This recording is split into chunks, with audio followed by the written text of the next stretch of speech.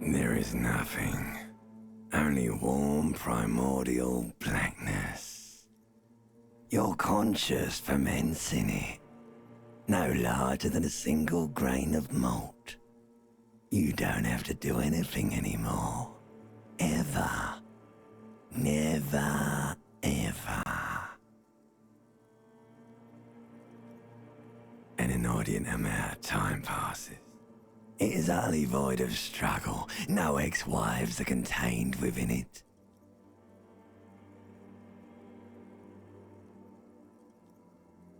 An awareness creeps up on you. A mass lies hidden in your dead angle, soaking in some lurid acidic sauce. It's bloated and shameful, a ball of meat surrounding you. This is a terrible line of questioning, and it will only lead to more awareness of the meat thing. Ex-love, ex-tenderness. It is foolish of you to resurface to the loss. Not after all the damage you've suffered to get here. Some of it irreversible. Stay. Sail with me through the abyss of pelagic zone.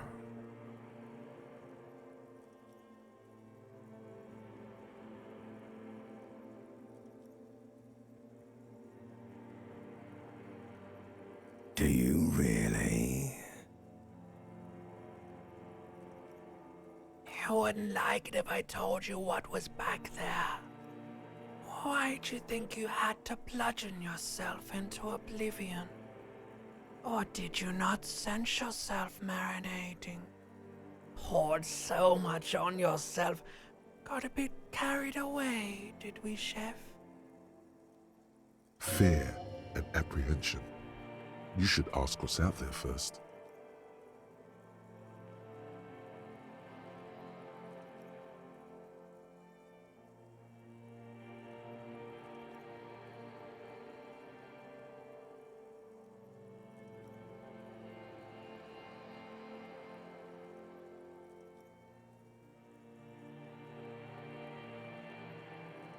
There's this giant ball there.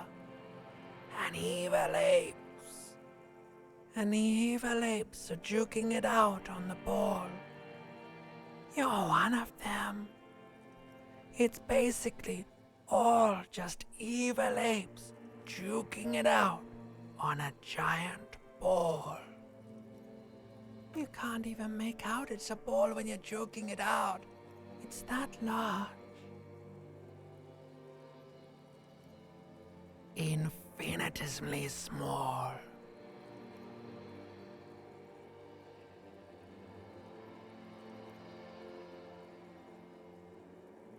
Vying for resources is just a stupid expression you picked up somewhere.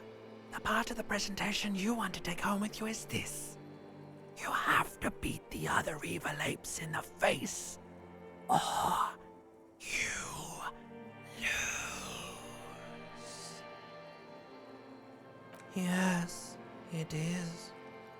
And you drowned in that sadness a long time ago. You lost. The sound outside, you recognize it. It's a Caprice Canadian motor carriage.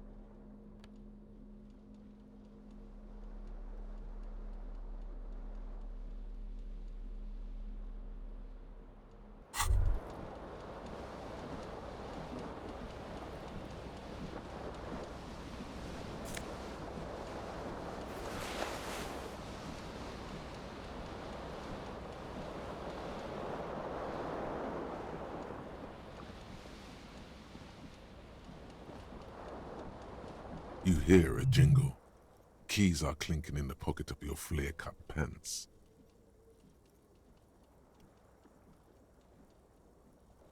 It says whirling in rags on the aluminium keyring. There is a single key on the ring. The number 1 is etched on it. It should open the door.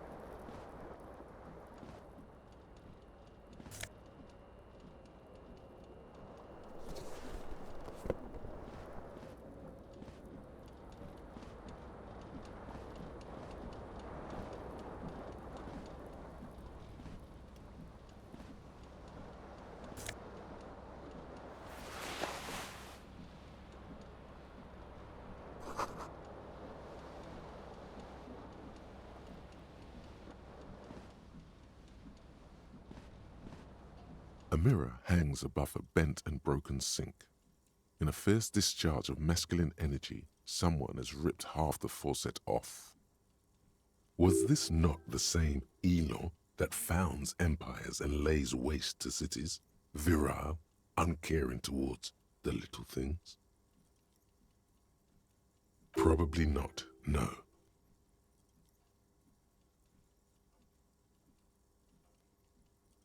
Hot water sprays from the faucet's base, and steam covers the mirror.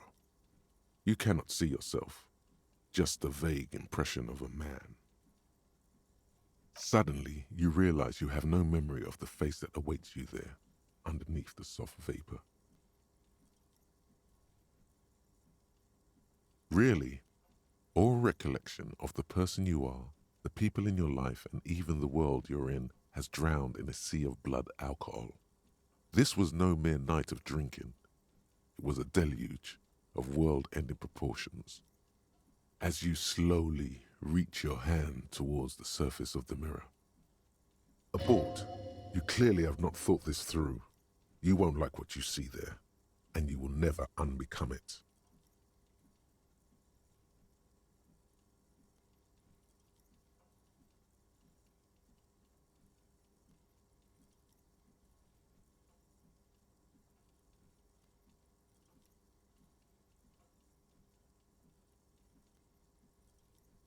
Yeah, there is definitely something wrong with it. Where to even begin? There is the bloatedness, then the swollenness. It's like there's an upholstery of alcohol underneath your skin.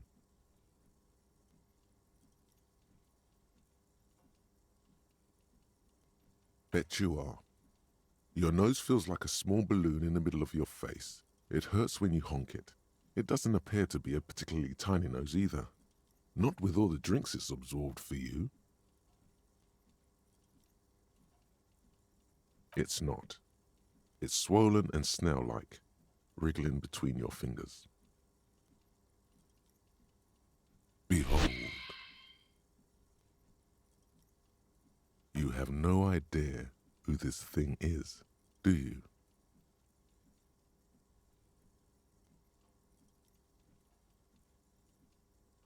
Too late. You clearly have rigor mortis on your face. Or wait, is that an expression? Are you trying to make an expression with that face? Why?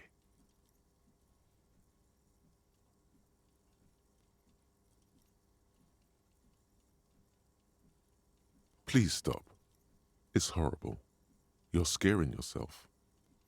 Oh my God. You can't stop. It's like it's not even voluntary anymore. You have worn that grin into your face and now it won't come off. What does it even mean?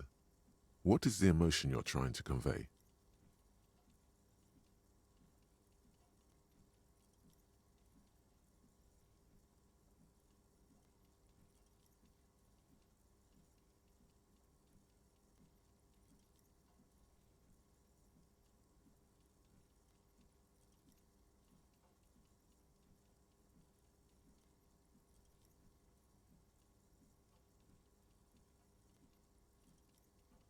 There might have been, 10 years ago.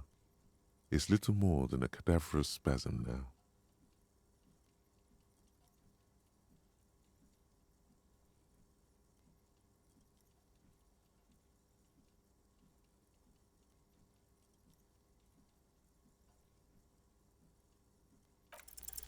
It belongs in the new, the third decade of the current century. Enough time had passed from the failure of the revolution that, for a fleeting moment, free market economy seemed like the ultimate, uncontested way of life for our species. Things were good. It was smooth sailing.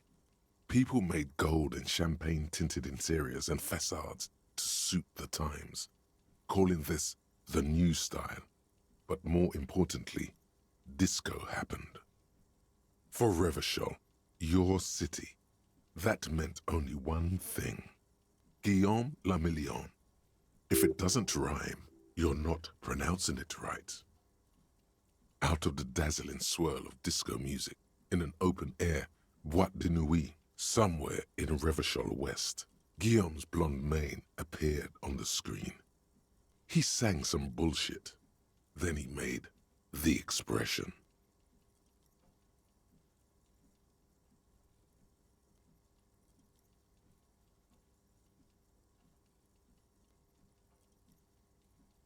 Everyone loved it. Maybe you thought some of the stardust would rub off on you. Maybe it did. Either way, it's all gone now. Only the grimace remains.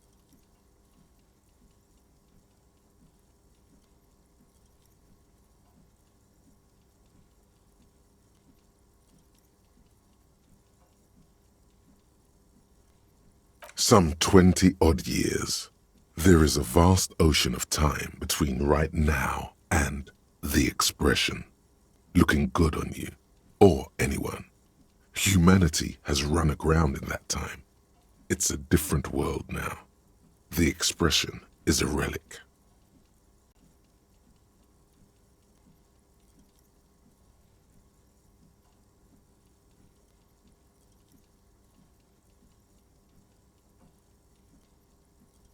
You have some understanding of the near history of disco.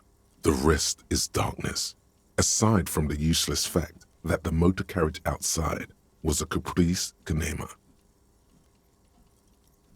The click is used to spur on a horse. It also features heavily in Guillaume le Million's regional mega hit, Don't Worry, Your Pretty Little Head. It doesn't have to be. You can swoon over Guillaume and his champagne-corked smile whenever you want to. Maybe some of the stardust will return.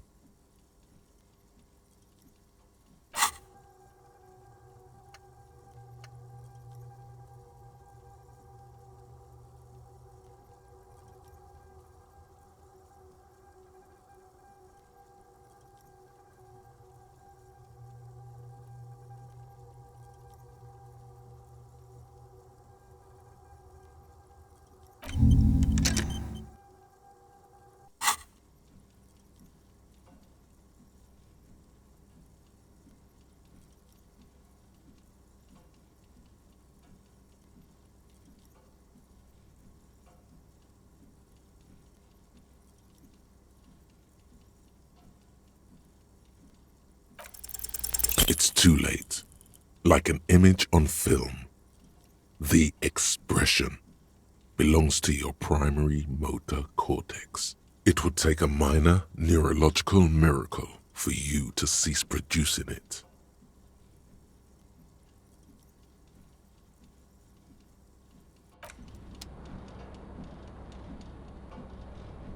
A mirror hangs on the bathroom wall. In it,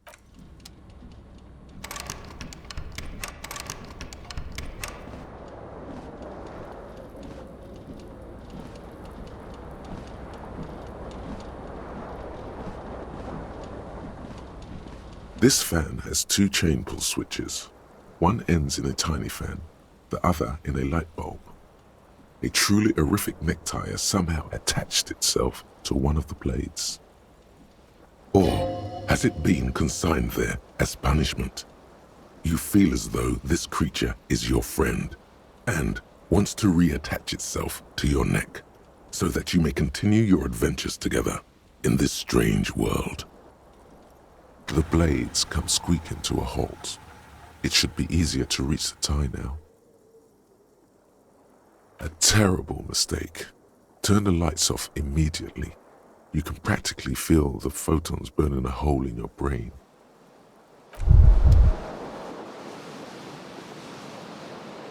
You feel something in your chest, an unnatural pressure. It's spreading to your left arm, your jaw. Very, very bad. All you feel is pain and weakness. You have to surrender now. We all do. It gets so dark. You don't even see her face, like you always thought you would. You only see pain and fear. Cop suffers final heart attack. A detective lieutenant of the RCM passed.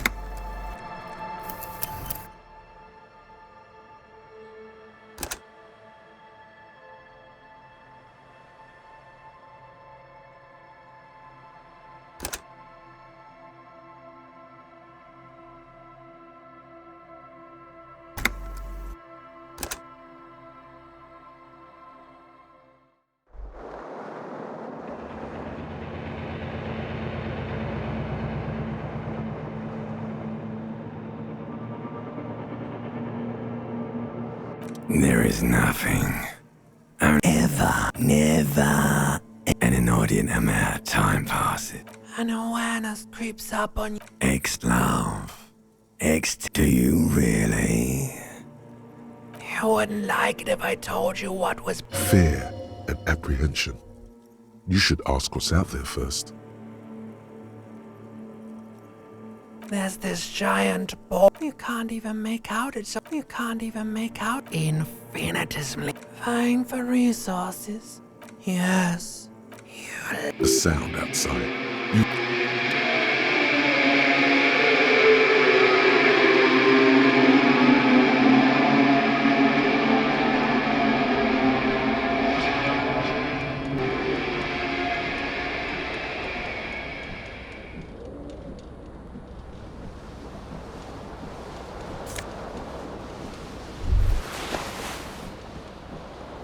You hear a jingle. Keys are clinking in the pocket. It says, whirling in rack.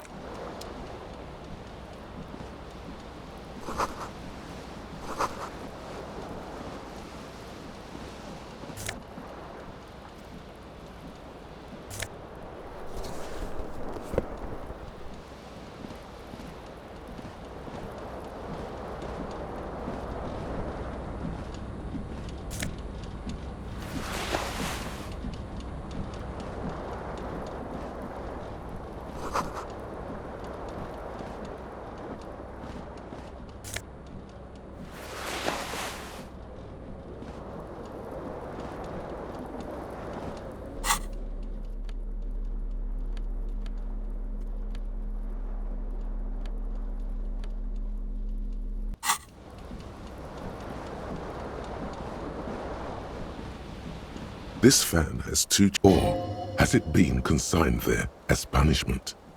You feel as though this creature is. The blades come squeaking to a halt. It should be easier to reach the tie now. A terrible mistake. Turn the lights off immediately. You can practically. The lights are off.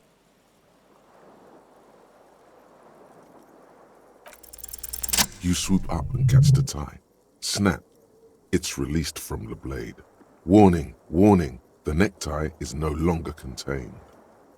What you have in your hand is a fantastically colorful tie with 4 or 5 different patterns. The knot reminds you of a noose.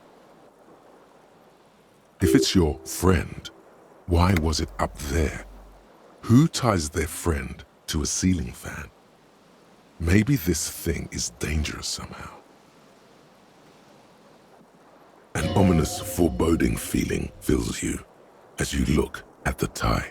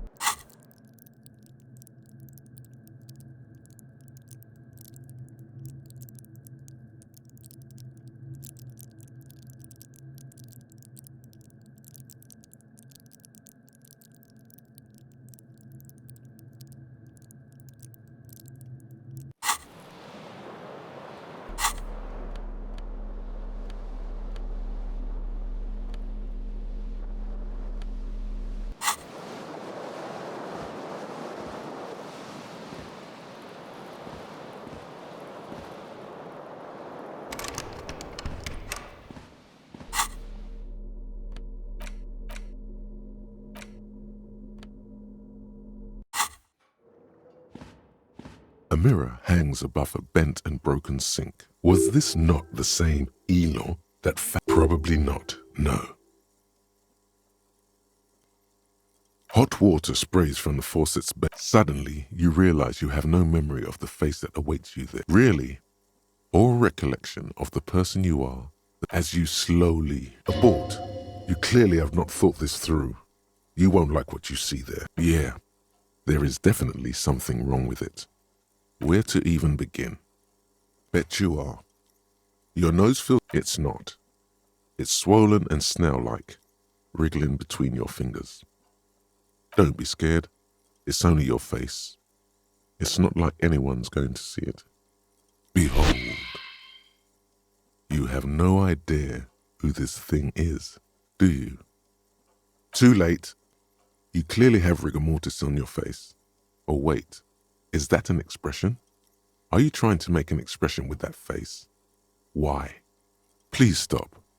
It's horrible. Oh my God. What does it even mean? What is the emotion you're trying to convey? There might have been, 10 years ago. It's little more than a cadaverous spasm now. Like the rest of you, it comes from a bad place somewhere in the past. That's all you know for now.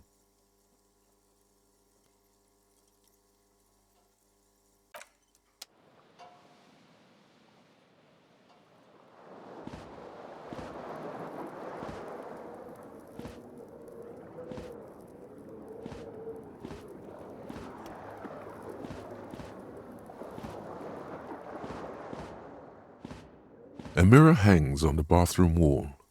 In it, it's too late. Like an image.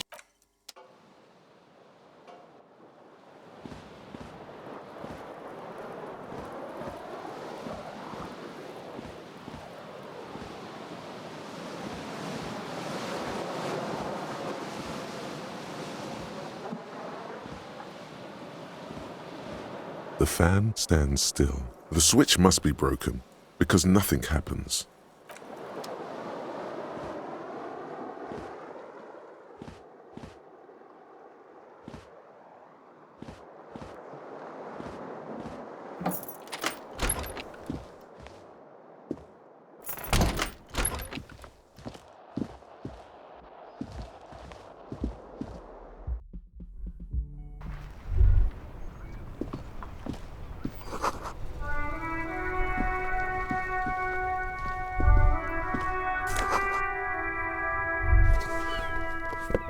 There they both are, two identical shoes, both copiously green and indiscriminately snakeskin, reunited on your feet.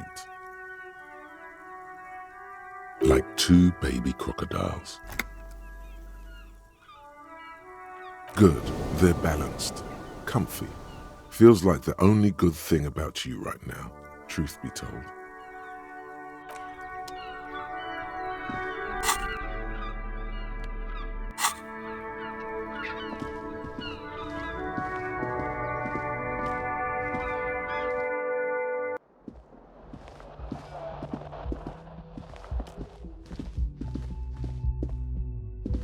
Hello, officer. The young woman raises a cigarette to her lips. A silver jumpsuit falls off her like scale armor, sparkling. This is the sparkle of too many nights out on the city.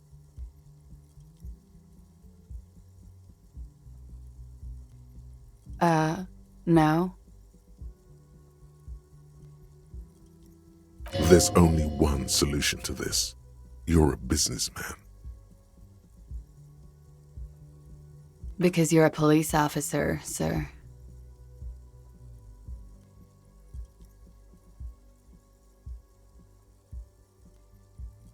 I am, yes.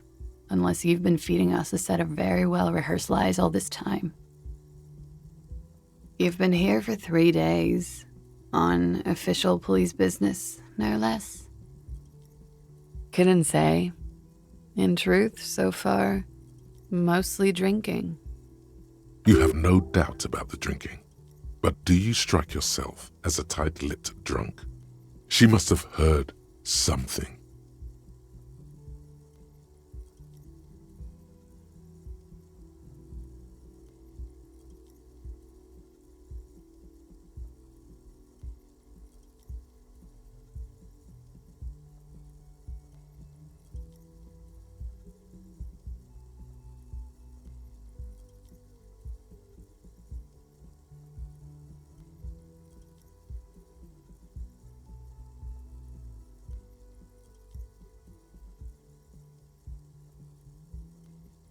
Don't be so harsh on yourself.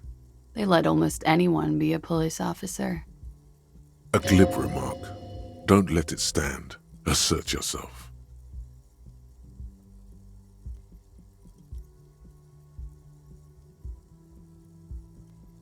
Retreat is not a winning tactic.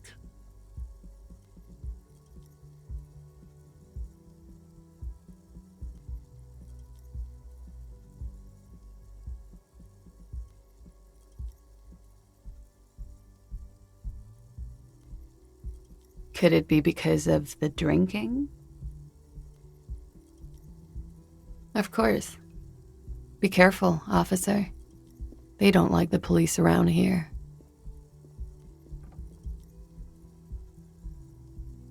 She looks back at you, a light glinting off her eyes.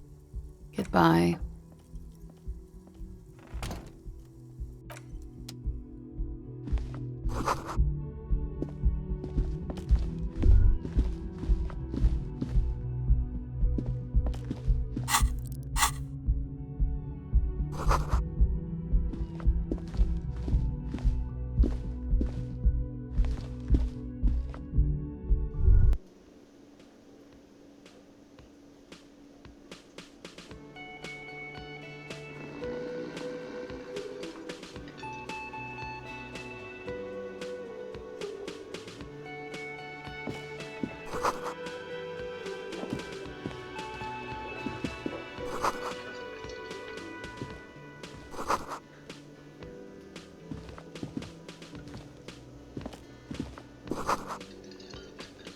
You should totally sing karaoke here, the first chance you get. Your emotions need to be expressed. People need to know your vast, oceanic soul.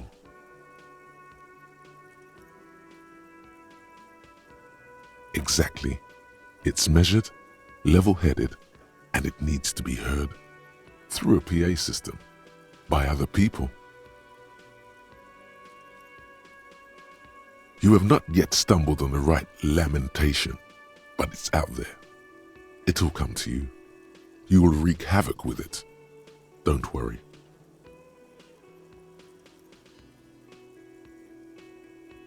No. Don't sing the happy song. It's stupid. Sing the sad song.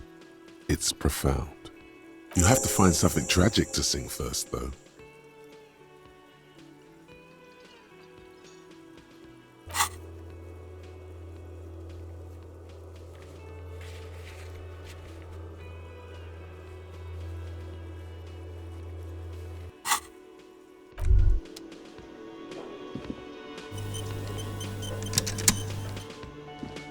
A man in his late 20s stands behind the counter, inspecting a stuffed seabird. As you approach, he gives you a sideways glance, then looks down again. That was disdain in his eyes. Even now he's purposely ignoring you.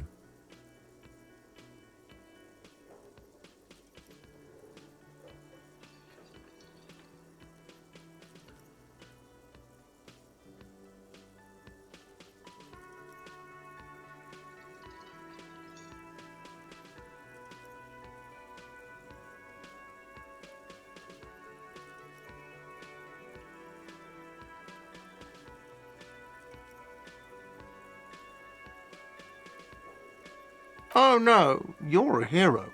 A real hero cop. Could the massive property damage upstairs have anything to do with this?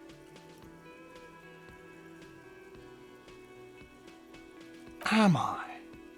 Or did you ride in, take the body down, solve the murder, and not trash my hostel room?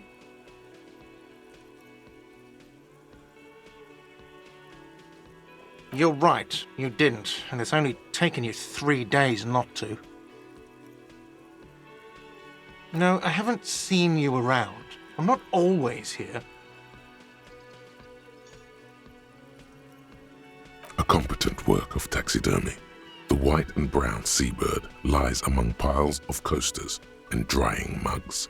One of its wings broken. The man is trying to mend it. Looks like the bird was ripped off the shield that was used to mount it, most likely on a wall. This is the Great Skua. The seabird is the symbol for the discovery of the Insulindian Isola, the part of the world you are in right now. Something about it makes you feel bitter.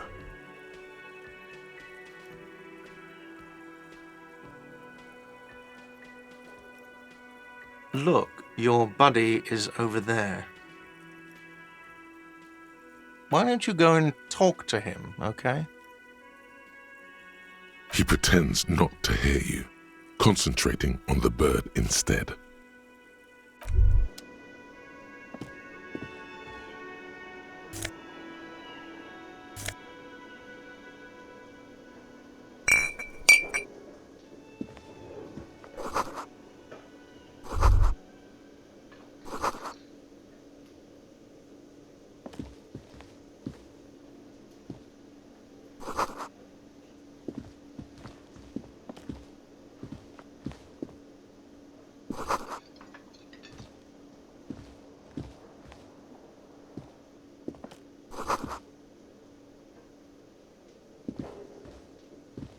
Hello, sweetie.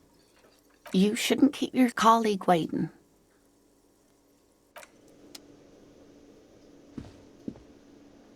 A bespectacled man in an orange bomber jacket is tapping his foot on the floor. Looks like he's waiting for someone. You. As you approach, he narrows his eyes and extends his hand in greeting.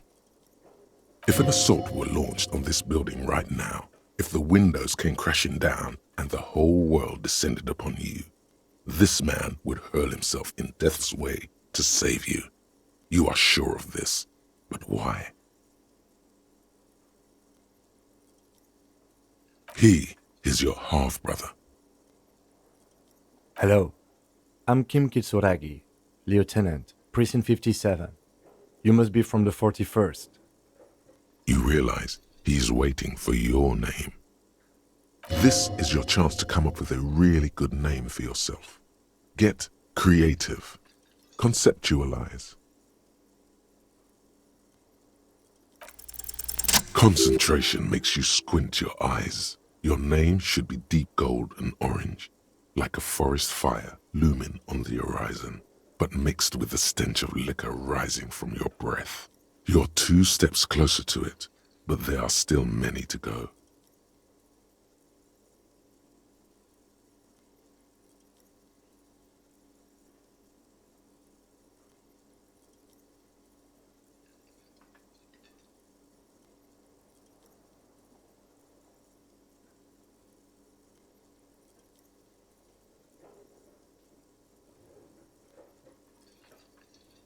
It looks like we had a little scheduling error on Sunday. Saturday too, actually. Have you had time to talk to the manager here? What he means is, he has been trying to meet up with you for 2 days, but you have been otherwise occupied.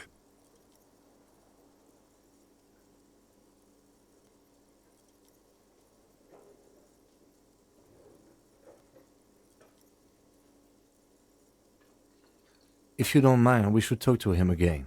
Ask him for a rundown of the area. Now that I'm here as well. I understand the scene is out back, right? It also wouldn't hurt to assure him the police are finally here. In full force, I mean. Have you mapped out the initial interviews?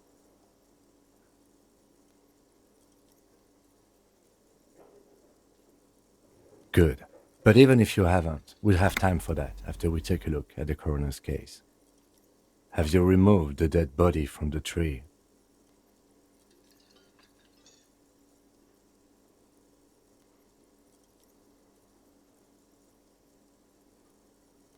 So, the body is still in the tree. This is the first time you detect a weariness in the lieutenant's voice. It is obvious he would have preferred for the body to no longer be in the tree. Where it has been hanging for 7 days straight. We should go there as soon as we are done talking to the owner.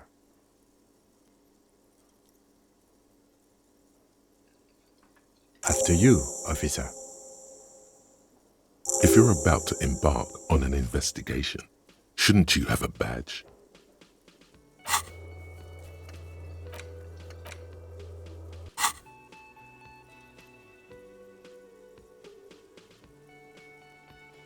You mean you don't have a badge?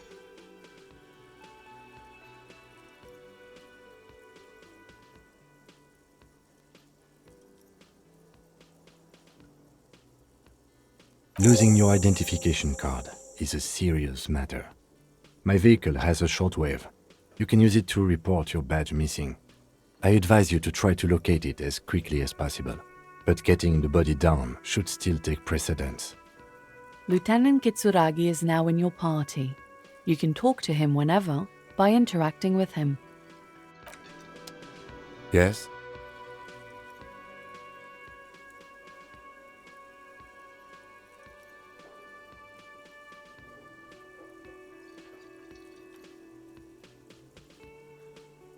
What do you want to know?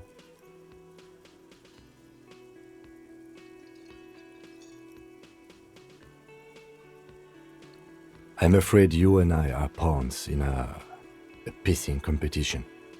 His disdain is clear. This man would not use such an expression otherwise.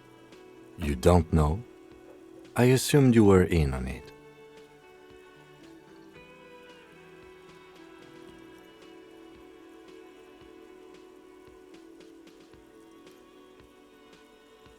It's just stupidity. We shouldn't waste any more time on it. If you want my take, ask me after we've inspected the victim. Was there anything else you wanted to know about the case?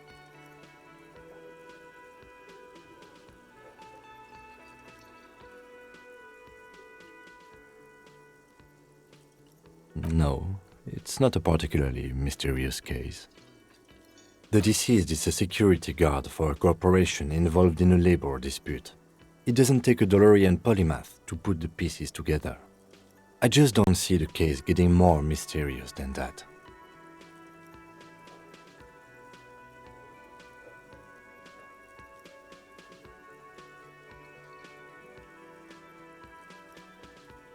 Then you are in luck, because we are in the midst of a major strike by the dock workers union. Maybe more than that. The union clearly wants a piece, not just of the industrial harbor, but the Wild Pines Corporation itself. Is this a strike then?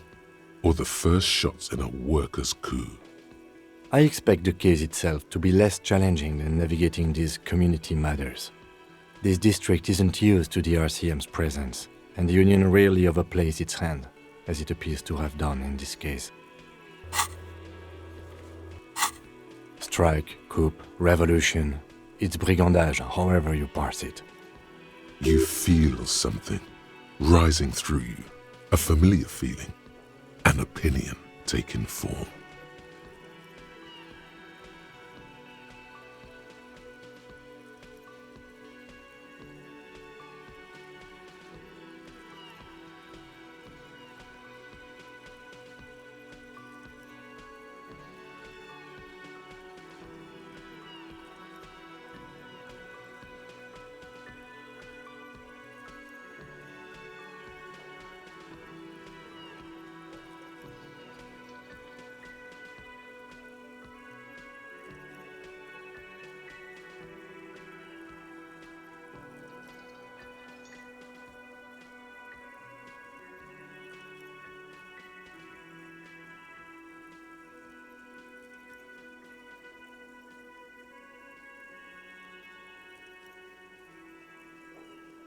Politics is habit-forming and hazardous.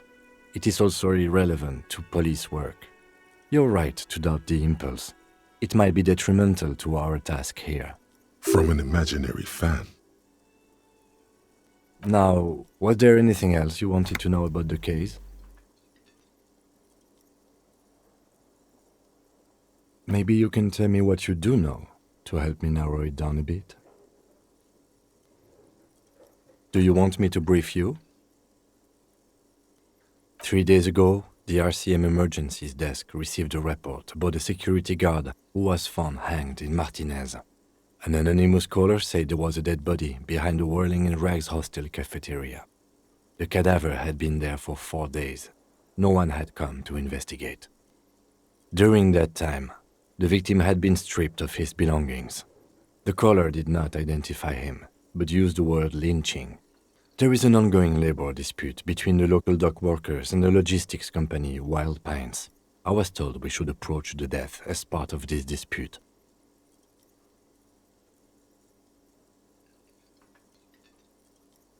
A security guard or worker of some sort hired by Wild Pines. This was just hearsay from Martinez, of course. We need to find out the truth. To find him or her is one of our tasks here. For now, all we know is that the tone was muffled using a device of some sort. The desk could identify neither the caller's age nor sex. There's a strong prejudice against involving the RCM in what's seen as union matters.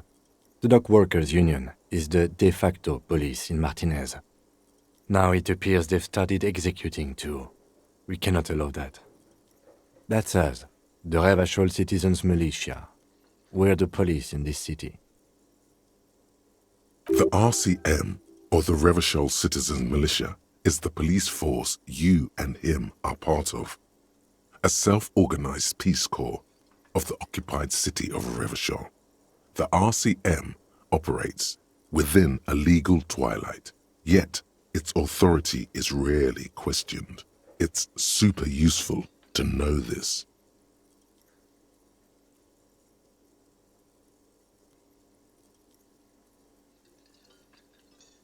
Just to be clear, we are police officers. It's our job to find the killer. That's the case. Uncover and arrest the killer. Good.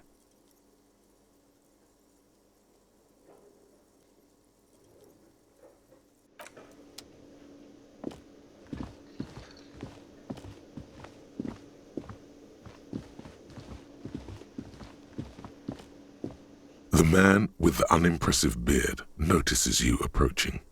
He drops the ledger he was holding and turns to the lieutenant. Mr. Gart, right? You run this place. Yes. I am Kim Kitsuragi from Precinct 57. This is an inter-district investigation, so joining me from Precinct 41...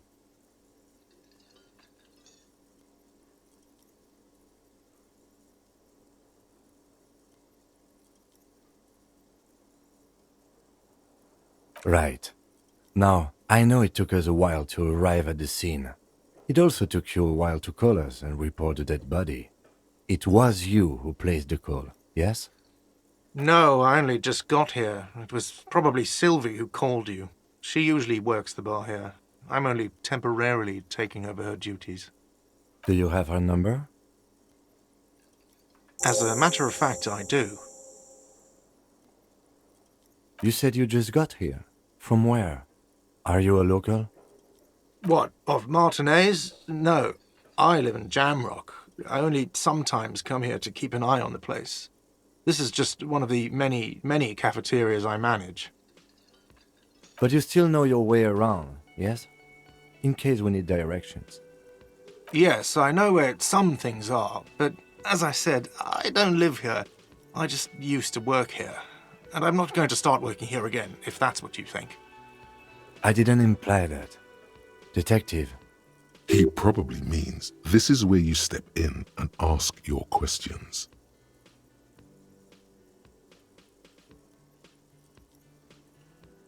His face expresses profound doubt in your having this. Ask him about the body's location before asking if he killed him. People give up information in the more innocuous questions, which you can later use in the more sinister ones, not vice versa.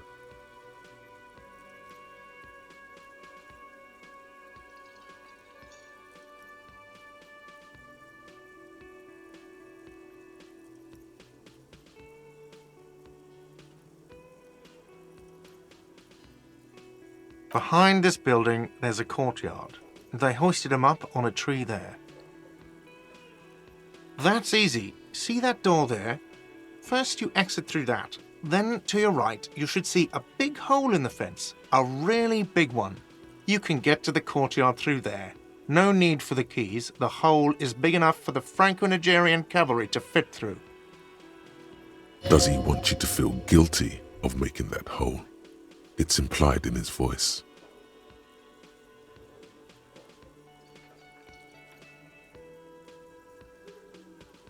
She went away because none of your business. Have they not been telling you you're a cop? Okay, you got me. She went away because of the dead body out back. And because I asked for her number. That's why Sylvie went away. I hope you appreciate that. Thank you. I asked an employee out. She didn't want to come, but felt obliged to. It was a bad idea. Now, what is so goddamn fascinating about that for you? It's got nothing to do with the lynching.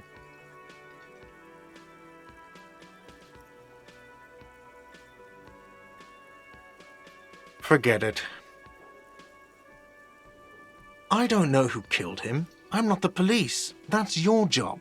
This is it. He said they hoisted him up on a tree. Who is this they, if he doesn't know?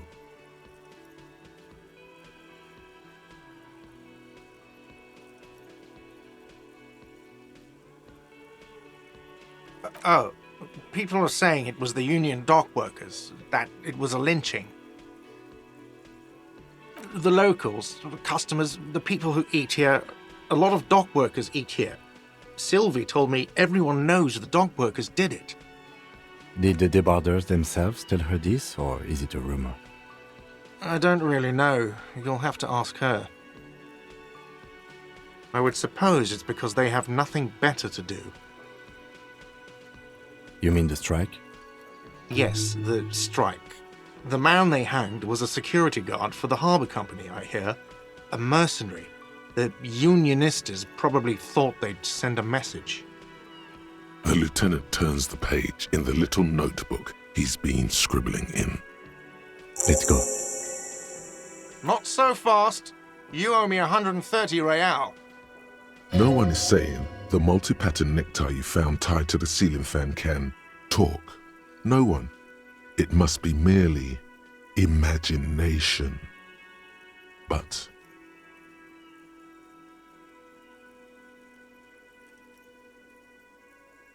Let's bail! Time to push the eject button! Sounds like a responsibility! You don't like those! no, don't listen to him. It's madness. Just talk.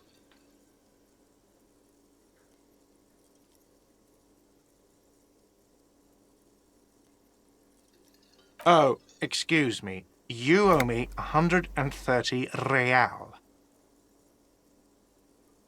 The IIR, or Inter-Isolary Real, is the global reserve currency. Whatever part of the world you're in right now, it's safe to assume he means you owe him some money.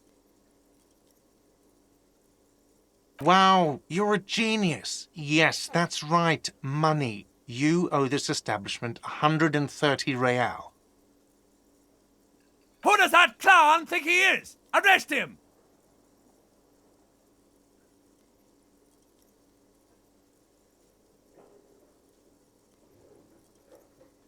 No one is saying that! No one is saying that Ty can talk!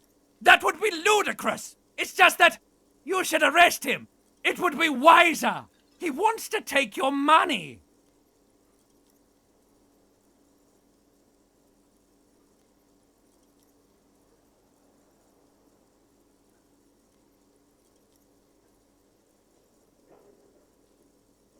The lieutenant watches you fiddle with your horrific tie, sweat stains forming under your armpits. He puts his hand on your shoulder. If you don't have the money, it's okay. None of us are in this for the wages. That's cop 4. I haven't offered to pay because I don't have any money either.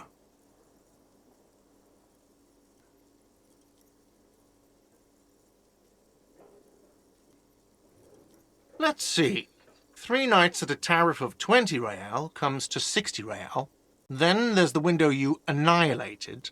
The hole in the window was the first thing I saw when I came to work. So don't try to tell me you didn't. That will be 40 real in damages. Another thing you've annihilated is half the bar. You've run a tab of 30 real. Actually more, but we'll round it down to 30 for your hard work maintaining the stability and order of Revachol. That's 60 plus 40 plus 30 equals 130 real.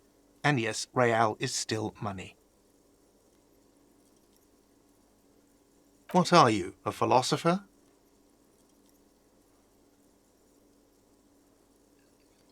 Money is what grown-up people use to pay for things. Things like this hostel room or 8 bottles of potent blend and 9 packs of Royal Extra. We use it for everything, really.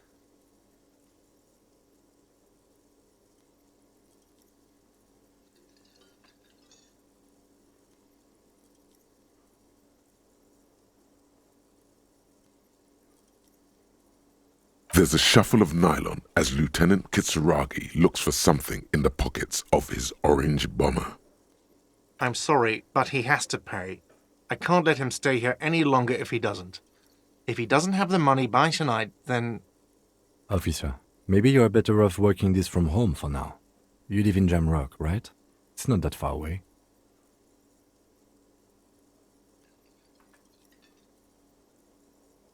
I'm sorry I couldn't help more.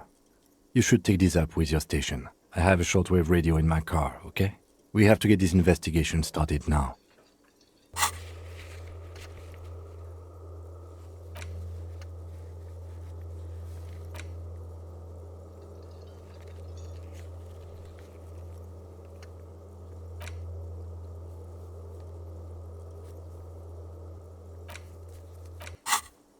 Good luck. By the way, where is home? The address is coming up blank, and this place sure isn't it. But you've been at this hostel cafeteria for only 3 nights. Where were you before? You had to be somewhere. In time or space? That doesn't sound like somewhere you can stay if you run out of money.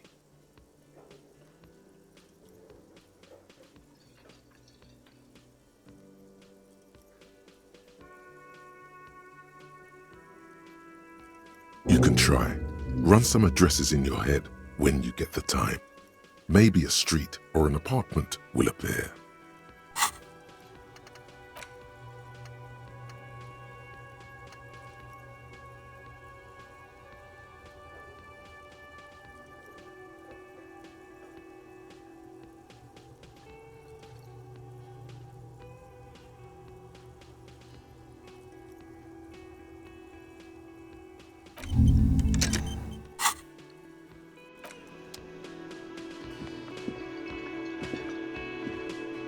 Yes?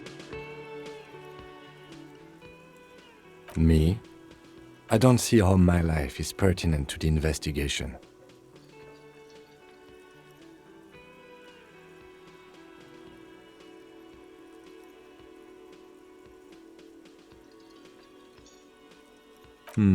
That's a fair point. All right, for the good of the investigation, what do you want to know?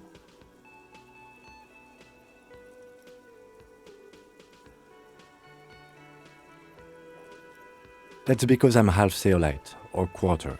My father's father was from Seoul, so was my grandmother, but from my mother's side. It's not an interesting topic. It's a part of the world, officer.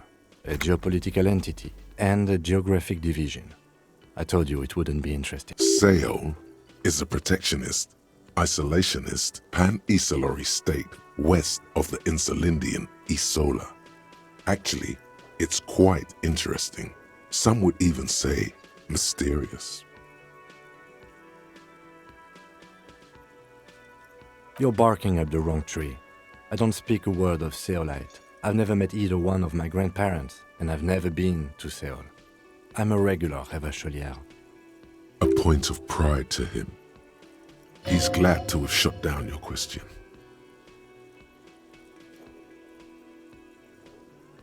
That's correct.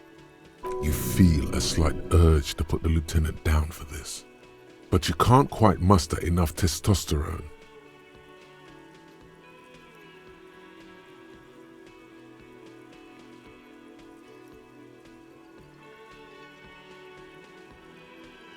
Are they? They are mostly just cumbersome.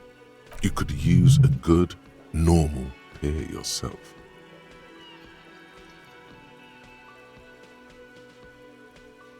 What do you mean? I have no idea what you're talking about. The lieutenant's conceptualization skills must be rather rudimentary.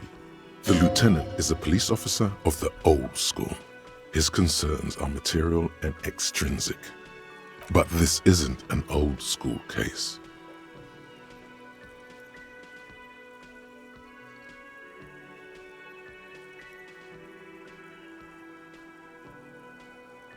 So what? That makes you the new school? God spare us. For real detective work, nothing beats a good notebook by your side. The lieutenant produces his small blue notebook and idly thumbs through a few pages. That's where his conversations with himself take place. We all have our different mediums. His is written. No. The lieutenant nods. Good. Let's change the subject. Excuse me? You have a distinctive way of walking. If I were to walk in front of you, we would surely collide. I hope you don't take this the wrong way. It's just a collegial observation. In the 57th, we call it the Jamrock Shuffle. Officers from Jamrock's 41st Precinct tend to move a bit erratically. They say it's a scene-clearing technique developed by one of your lieutenants for gathering evidence. It's erratic, yet thorough. Prioritizes containers. He simply nods. Passing along frivolous interdepartmental stereotypes is not usually his oeuvre. He regrets bringing it up.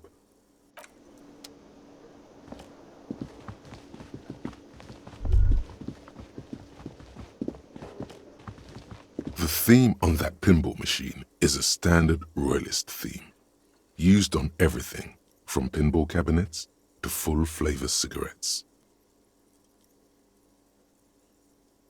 Clinging to a picture book version of the past century, waiting for the king to come back and cast out all the profiteers and homosexuals. Basically, imagine a yellow plastic crown with a liquor brand emblazoned on it.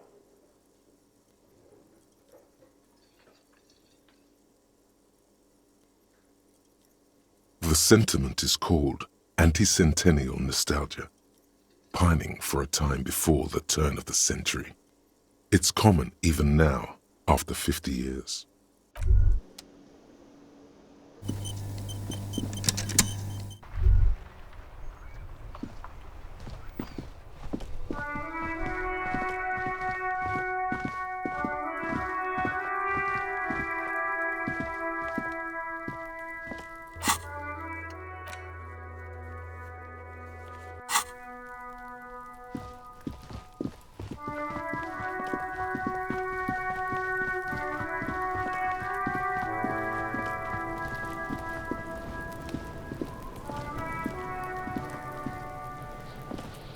Kuno's got this! If there ever was such a thing as an ugly kid, then this is it. He's almost exquisite in his ugliness, like a gremlin. Oh yeah, nappa gumpy, Kuno!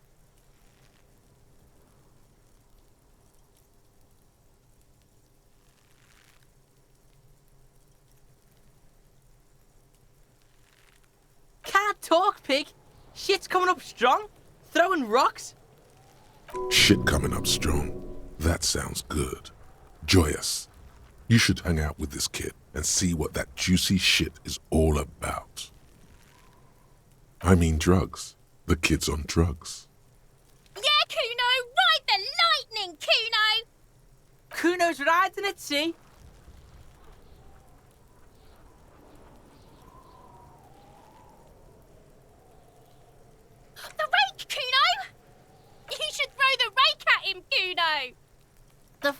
Does Kuno know what a rake is? Kuno is not a gardener.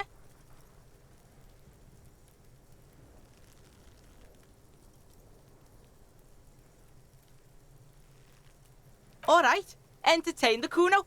Show me what you got. What you got there? What you got, huh? Show me what you got.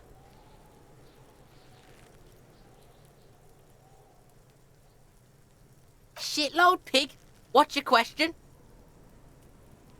Don't tell the pig shit, Kuno.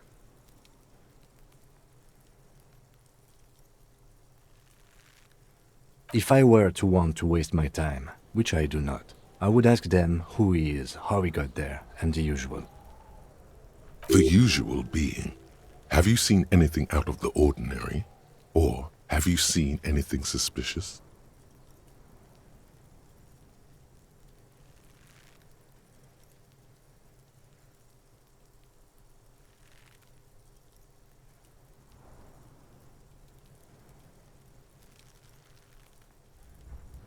Just a couple of pigs sniffing around in the dirt. That seems pretty fucking suspicious to Kuno. Yeah, you tell the faggoty, Kuno.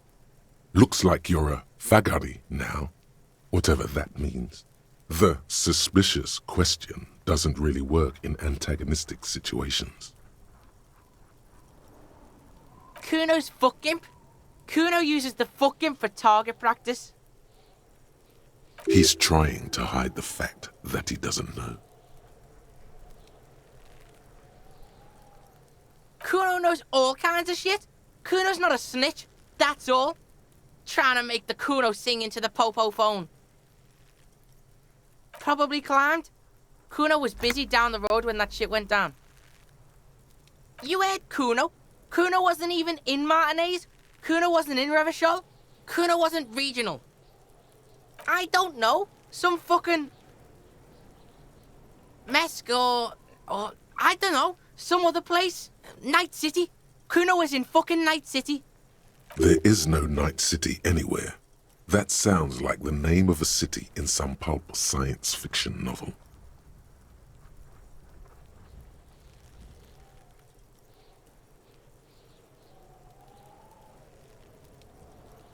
Why you gotta be riding Kuno's ass? You haven't been where Kuno's been. You haven't been in Kuno's head. You wanna know where Kuno was? You wanna know what Kuno's been fucking up to? Don't tell him that, Kuno. It's lame. It's not fucking lame. Kuno's building Kuno's city. Night City. Rage City. The City of Rage. That's it. And it's not lame. Lame. That's the name of Kuno's city, bitch. Get the fuck off Kuno's back. This shit ain't about that. It's impossible to deduce what it is about, at least for the moment. If it's important, it'll come up later. You're testing Kuno's patience here. Get lost,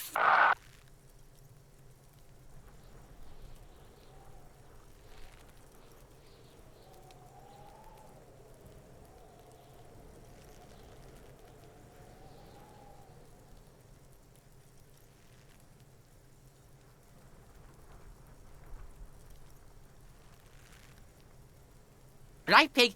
This is where Kuno plays with his little wooden choo-choo. Fuck do you want with it?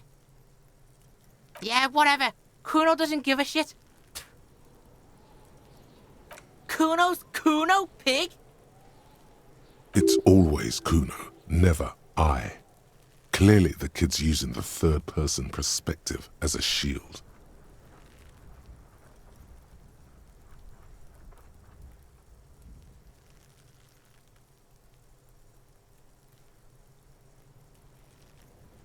Kuno doesn't do that smart shit. Don't throw that book shit at Kuno. Kuno knows you're lying. Trying to get Kuno hooked on the book. The boy knows he has an addictive personality. Admirable insight for his age. Watch out, Kuno! He's trying to fiddle you! He's gonna put his hands on you! Help! Pig's got Kuno! Help! Rape! Help! He's got the Kuno, help!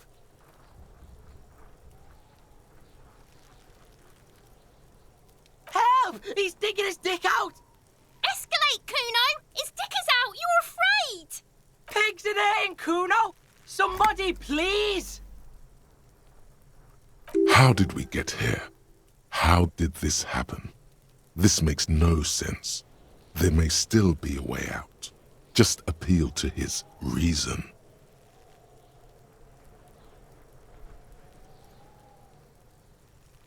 Help! Misters, help! He's having the time of his life. Total ecstasy. Fuck the pig. He's flashing Kuno! He's showing his genitals! If you don't help Kuno now, it'll be too late!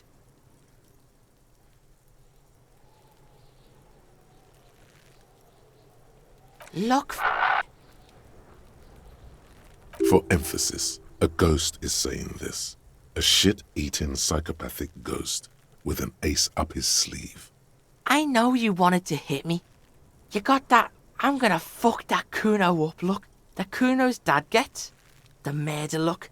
The rage look. Relax. He can't read your mind. He doesn't know you were thinking that.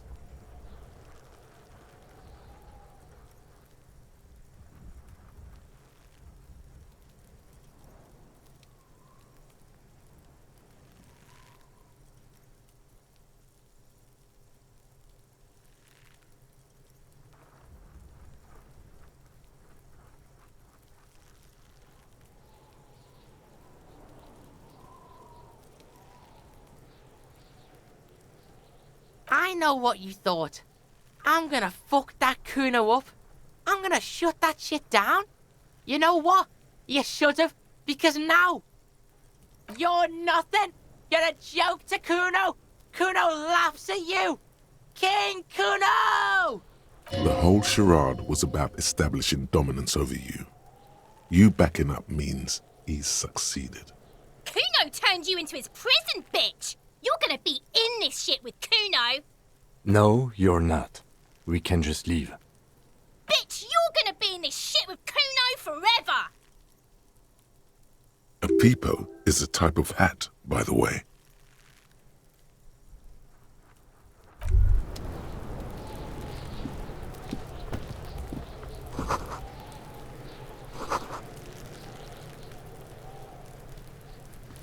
The corpse looks at you with bulging white eyes. The face around them does not look human. It's swollen and ready to burst. His lips are fish-like and his tongue like a ball gag in his mouth. You seem to be holding your breath.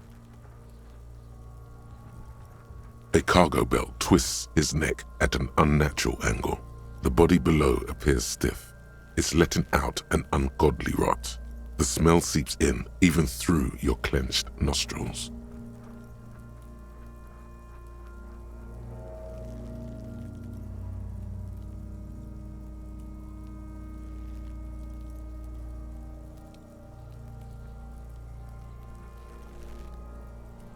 Active decay. It's okay to throw up, officer. No one is judging. He's about to blow! Cop's gonna blow, Kuno!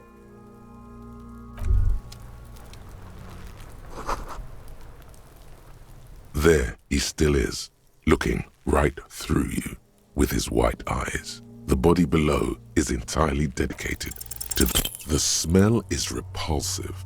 It pushes in from your mouth, more instant and more familiar than anything you'd expected, more fever than odor.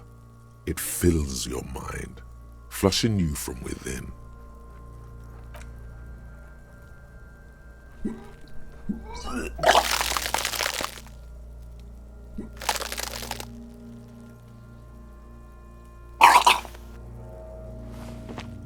Too late.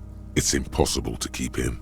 Your body curls and pushes it out, burst by burst, until a pool of vomit lies under your feet and your throat stings from the stomach acid. It's okay. Happens to everyone. Keep it. The hangover is clearly making this worse for you. You could use some ammonia to clear your head.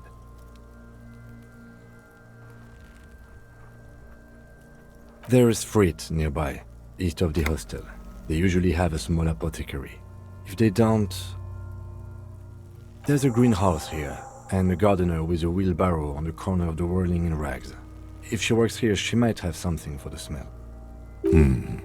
Pretty clever. Acquiring ammonia will provide a modifier to the white check. Modifiers make checks easier and allow you to retry them.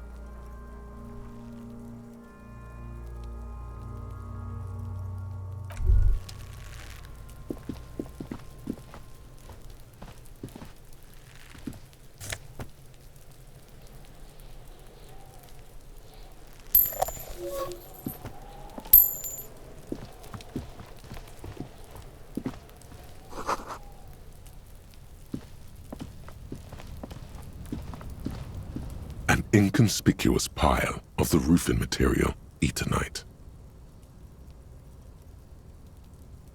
It's nothing. Someone just left some roofing material slanted against an old shack.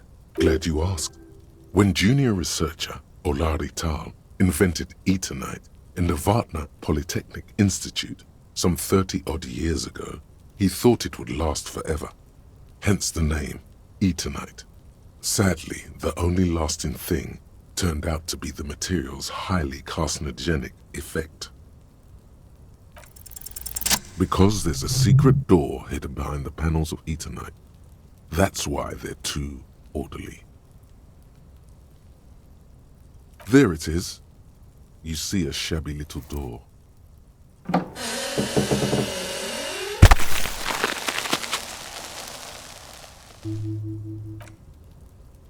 What is this then?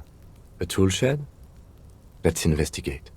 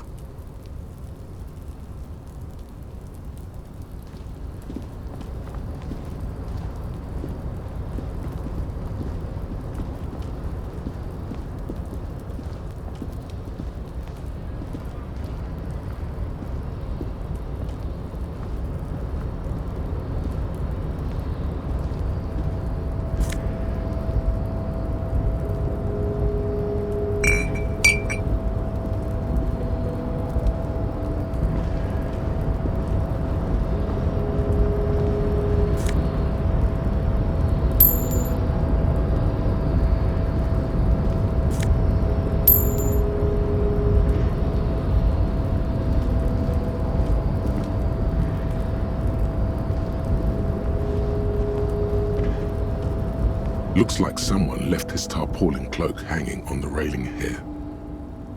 Man down, a trooper has been left behind the enemy lines. You could swear it's more of an instinct than an actual sight, but you know there's the RCM signature rectangle on the cloak. It's a cop's cloak. Yes, it's probably yours. It bears the RCM insignia, and you have a habit of being careless with your equipment. You could probably make the jump. You look like you've done some track and field in your day.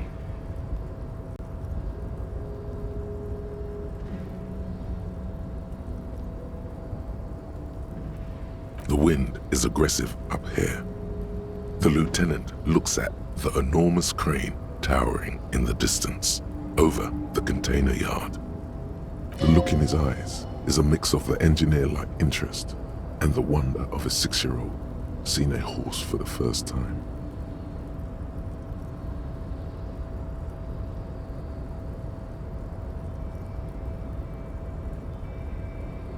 His eyes trace the crane's contour, as if trying to memorize its majestic shape. Then he notices your gaze. Yes, we were in the middle of something. Your clock.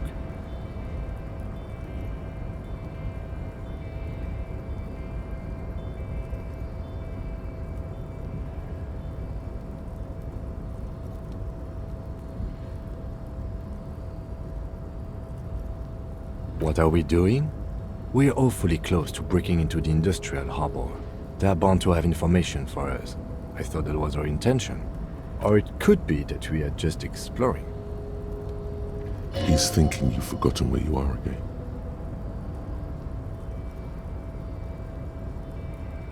The cloak? I do think it's yours, yes. As to whether you should go for it? Well, it doesn't seem too dangerous. 2 meter stops. Whenever you're ready to do it, I'll be right behind you. The cloak looks like a bag of goodies floating in the wind. Who knows what its pockets may hide?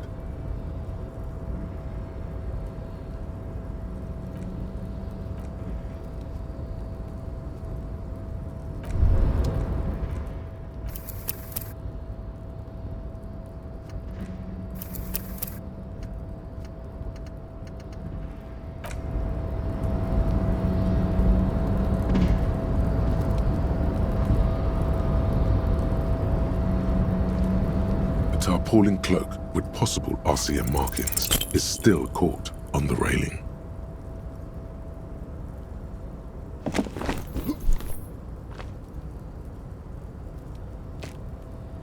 Nope, no. That's still too high. What were you thinking? You're not a gymnast, you're a boxer, and you've climbed way too high.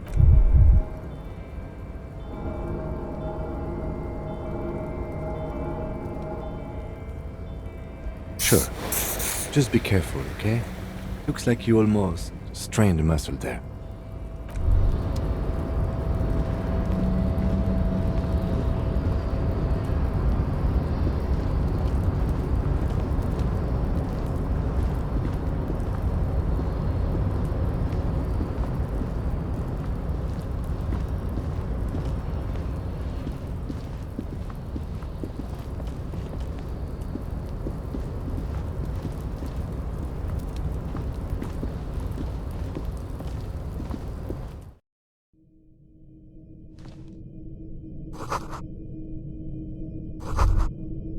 Be still, my beating heart. It's amphetamine, sweet amphetamine. The lieutenant isn't studying the powder in the mirror. He's studying you. There's a good vague way to ask where he stands on drug use. Professionally, I mean.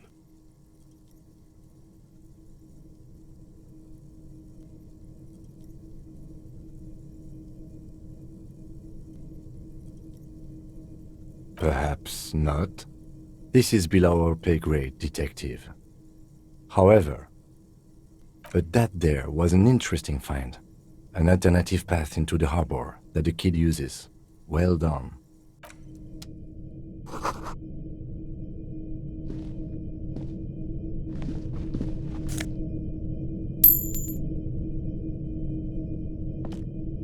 Yes?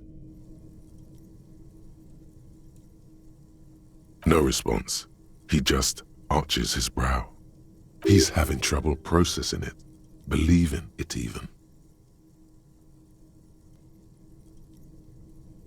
Have you tried concentrating on something other than your personal affairs?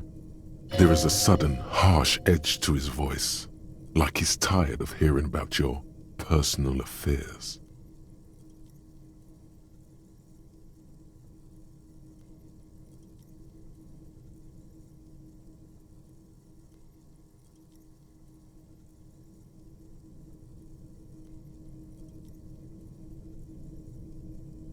Really? You look fine to me.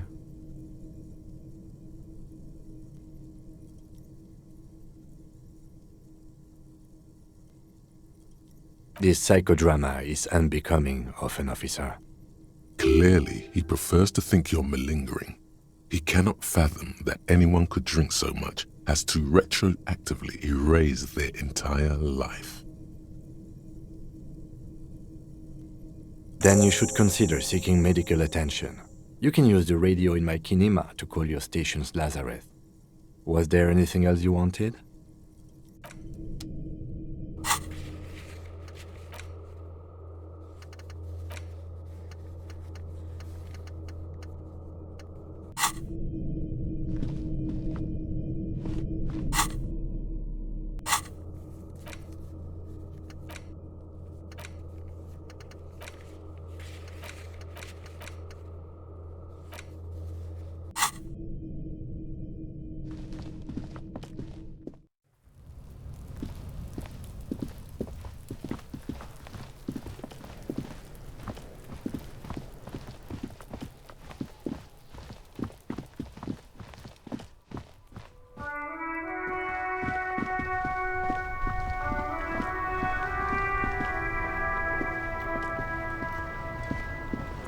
Before you stands a motor carriage.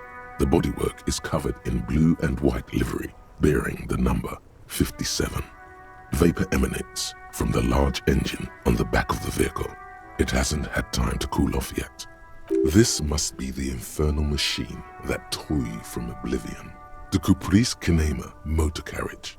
In the cabin, you are welcomed by a set of steering levers, a radio microphone on a hook, a pull-out toolbox under the seat, and the soft glow of the fuel preheater gauge.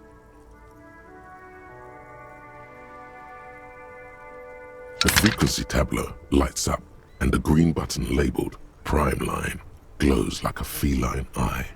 And then you hear something. The soft purr of electrical kittens, radio waves cast far and wide over the metropolis. A woman's voice greets you through the static.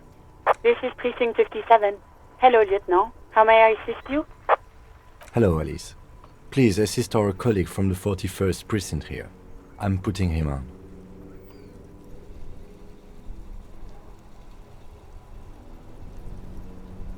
This is Officer Alice Demetri, Precinct 57. How may I assist you?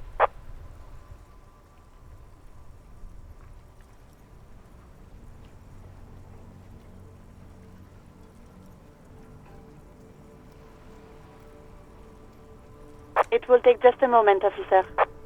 Her voices fade out into the familiar radio static.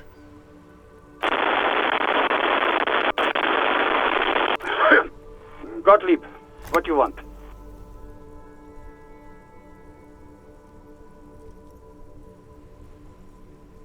Oh, it's you. Was that a snarl or a suppressed groan? No love for you here.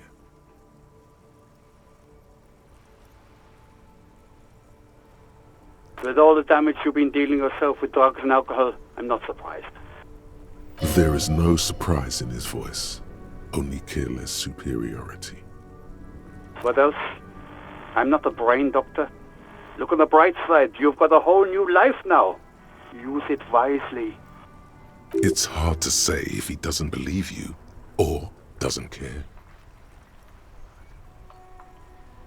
Yes, there's no end to the misfortunes fate has seen fit to rain upon me. Who, you are? You lost your human visage a while back. Now let's get on with it. I've got more important things to do. And you survived it. Congratulations. Are you mobile? Even better. Anything else? I wouldn't worry about that. Officers your age have coronary trouble all the time. Also, death is a natural part of it. Accept it. The body is an object, and objects break down. Do what good you can with yours, before the rest goes too. What? You want me to do blood work for you again? Tell you just how bad things really are across the board? You want another rundown of everything collapsing inside your body? You want the real, honest-to-God truth? Stop drinking, eat magnesium and vitamin D. Our station is not a retirement home. We don't have the funds to deal with rock stars past their prime. And no, I don't want to hear a political commentary on the topic. In fact, I got work to do. Some idiot has glued his eyelids shut with cyanoacrylate. It looks like Mactorson. It's not fucking cryoacrylate. It's super glue, Doc. Cyanoacrylate is superglue.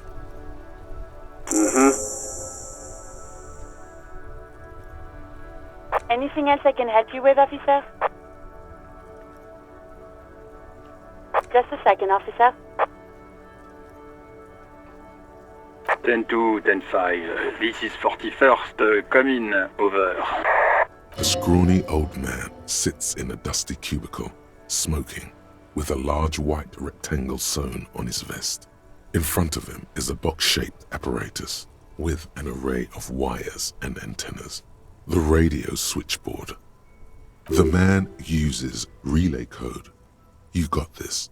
You're a cop, and cops know relay code. 10-4, message received. 10-5, relay message.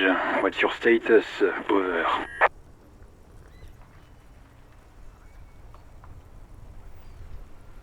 10-18, state your message, sir.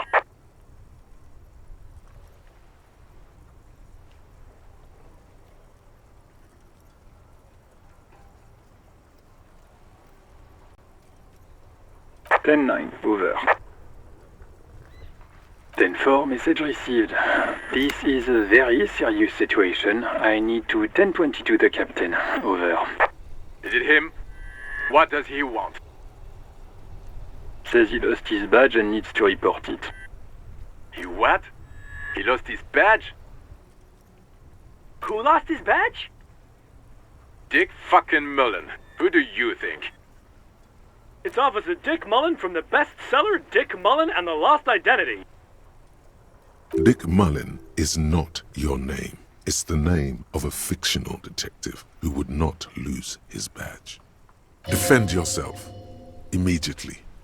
They're laughing at you.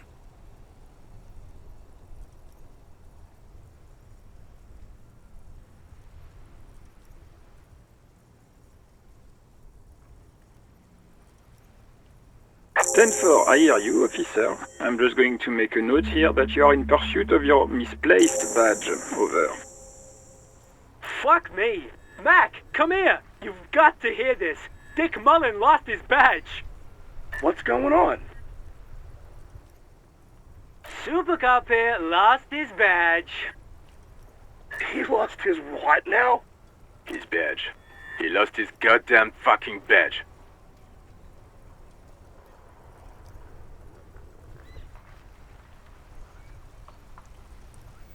Lost a badge.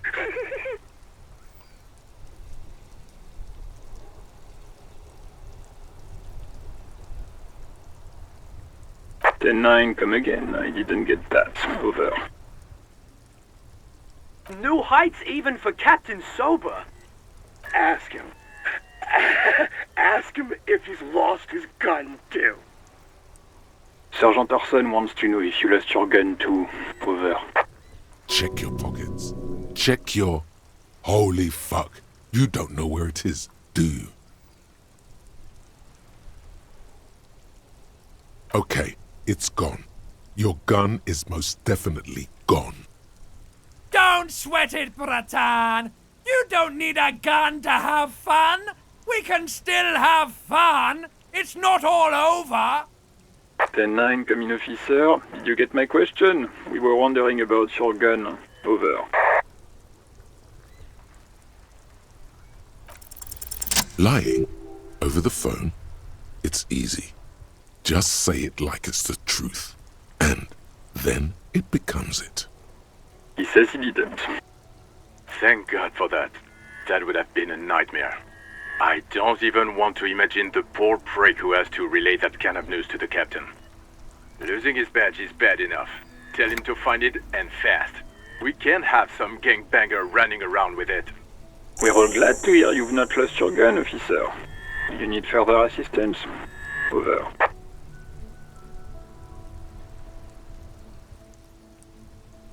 Ten-4, I hear you. I don't have the authority to grant your request, but... What does he want now? He's asking for money. Is he fucking kidding? I don't think he is. Don't give that asshole anything. He's just gonna drink it all. Alright, that's a negative on the additional funds, sir. Over.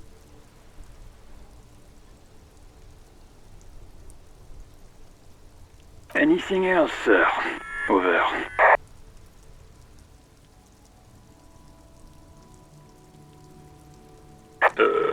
Okay, 10-4, sir. I hear you. Relay your question. Over. Wait. Before you say anything stupid, think it through. You're going to be looking at a straitjacket if you tell everyone you lost your memory. Be smart about this. Ask if he's there alone. 10-4, sir. I'm not hearing your question.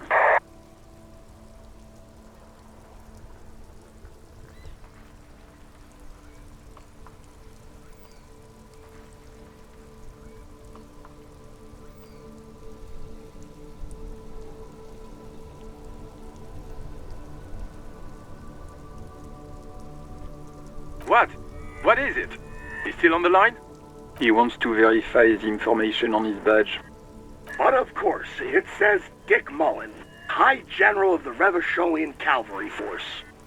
Tell him to stop wasting time. What do you need, sir? Over.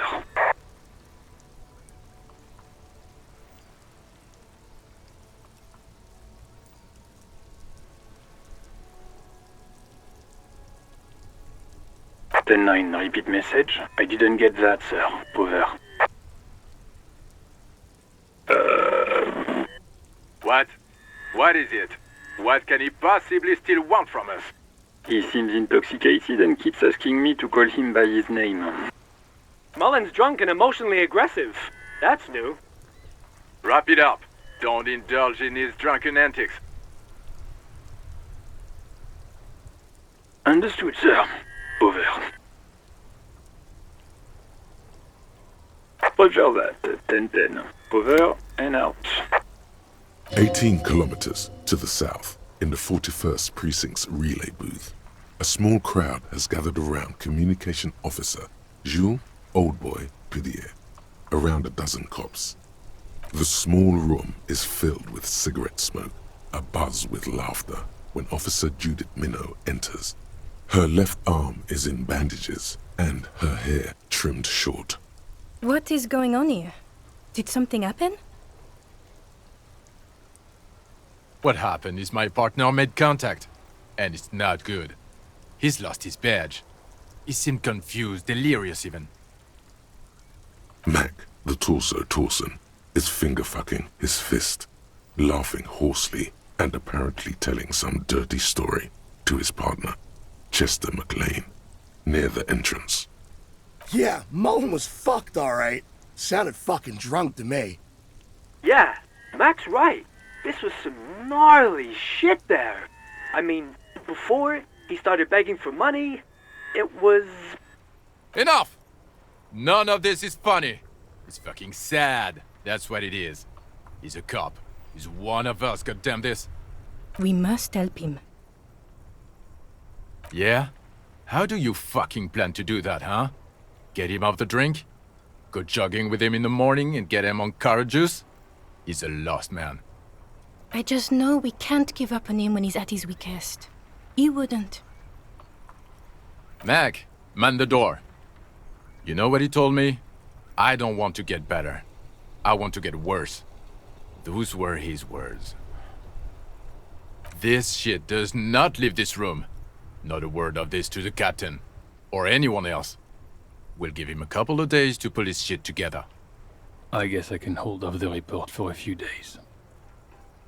Good. Okay, everybody. Nothing but a prank call here. We all got our laughs. Now get back to work. Far north, on the other side of the motorway, the officer quietly hunches with his hand in the motor carriage.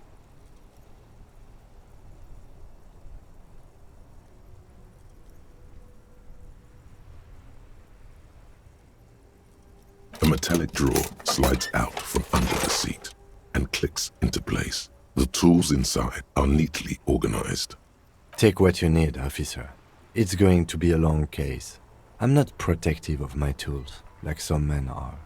He's clearly a little protective of his tools. But what can you do? Work is work.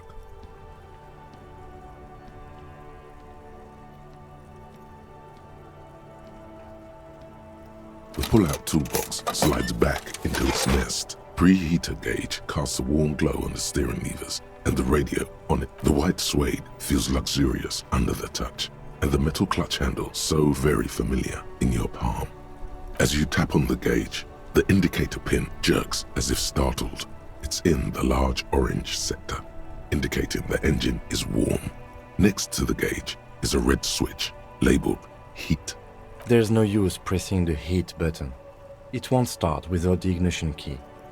Translation: we're not going anywhere right now. Alternative translation: don't even think you can drive my MC. This is Precinct 57. How may I assist you? Of course. What is the number, officer?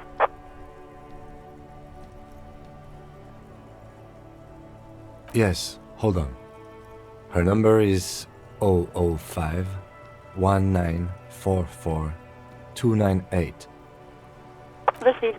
Hold on, officer.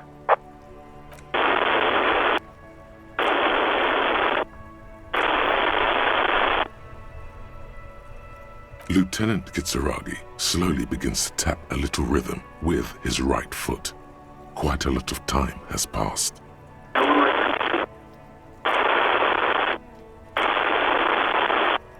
Officer, I have Sylvie Malaika on the line for you. Yes, hello?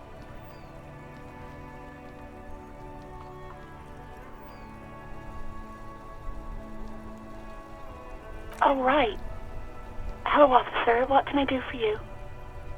You can hear resentment in her tone. She's not thrilled to be talking to you again.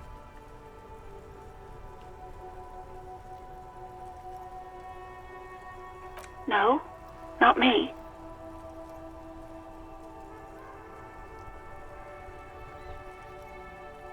No, sorry. I don't. Not a lot of people have phones around here. Copper thieves take the wires. People don't have the money to have the cables put in again. They use the Union's phone, or the one on the coast. So the Union has a phone, and there's one further down the coast. Got it. It was someone else. We'll find them sooner or later, officer. It just might take a while. What? Of course it bothered me. But I thought the Union already knew about the court.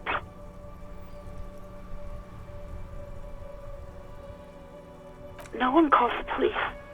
The Union would get angry. You know, what the Union says goes. People listen to them and they take care of their own, which is like everyone here. Garbage.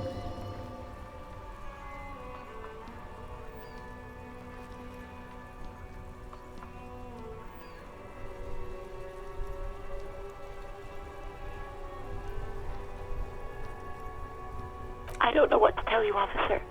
I didn't call you because I didn't want to get in trouble with the others. With the Union. I'm sorry about that. Yeah, go on. Yes, I know who you are. You're a police officer. The law. This exact conversation has happened before. Establishing authority before this young girl seems to have been important to you in the past. Don't go there again. Oh, no, I haven't, sorry. Real policemen have uniforms too, by the way. Where's yours?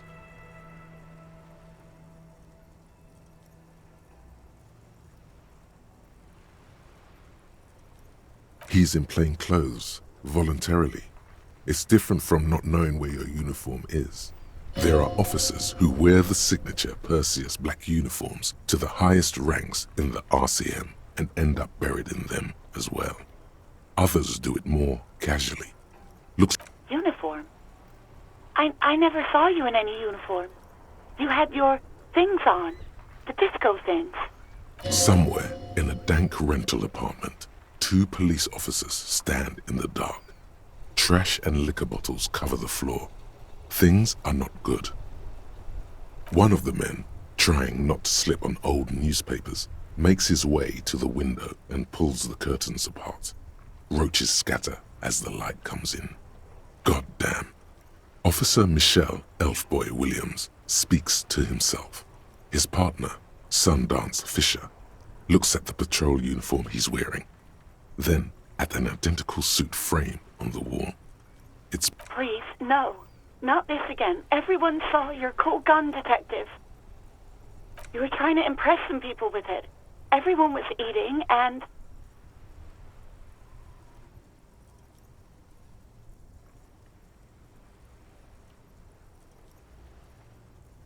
You were waving it around in everyone's face, begging them to describe it. You said it calms you, and then you started making suicide jokes. It got pretty graphic. Oh, those again. I have been trying to wean you off them. You know, when you put your gun, your actual gun, on your temple and pretend to shoot your brains out, off of that, people don't like that. I remember this. You were screaming things like, "My brains are all over the wall, painting them red. I won't be seeing it, 'cause these are my brains. I can't see without my brains." Very nice visuals there.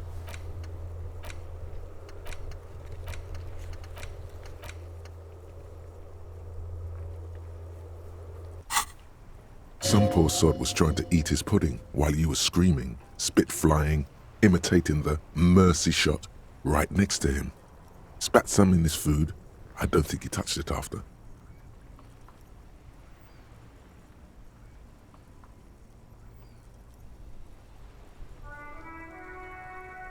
Me neither.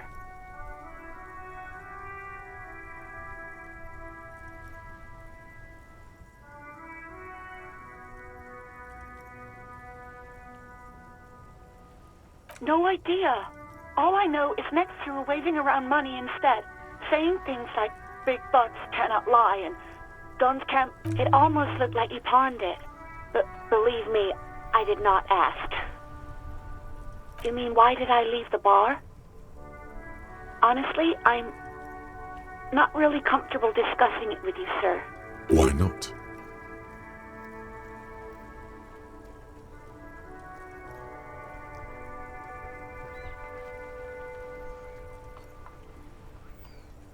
What? No, why would you even think that?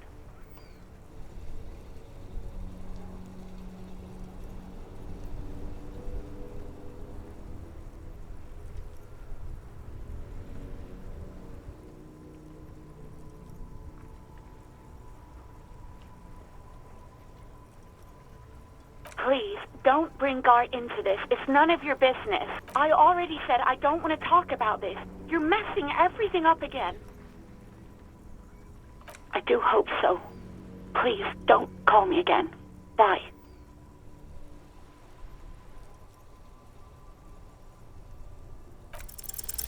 Yes, you have obviously done something to upset her at the Whirling in Rags when she was still working there. I'm not mad, it's just... You were so drunk and so emotional all the time, and then the skua thing happened. It just made me want to quit.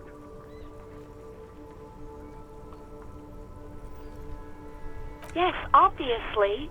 You were the worst client I've ever seen. And I have seen so many assholes in this place. I've had sailors fighting, union guys grabbing my ass, kids stealing booze. Once a guy was glued to the karaoke machine every night for 2 months. But you... Well, you were worse than all of them. Honestly, you were getting borderline aggressive. Even about little things like not turning down the volume at 3 a.m. I even liked one of those songs you kept listening to on repeat. No more. I hate it now. We Go On by the O.O. I can't listen to it anymore. You've turned it into a parody. To hell with that song. Then there was your room. Your project. An experiment to see how bad it can get in there. I tried to send the cleaner, but you wouldn't let me. Threatened to make me understand. I had no idea what you meant, and I don't want to know. And then screamed something about how you're a piece of shit human being, and why does anyone even let you work as a policeman? That you'd fire yourself, but you can't even do that. And then I had to deal with your toilet, the one you clogged with police documents, causing water damage downstairs in the kitchen. I won't even mention you waving your gun around, harassing customers, threatening to sing karaoke, threatening to kill yourself. The ones I had to wrench out of your toilet. Damn it, I don't remember what I did to your damn papers. I don't remember every little thing I do. Especially when there's a hurricane loose. It's your fault for losing them, not mine. Something in you wants to immediately forget about this, as if there was a reason you threw them away. No, you really weren't. You were simply the worst.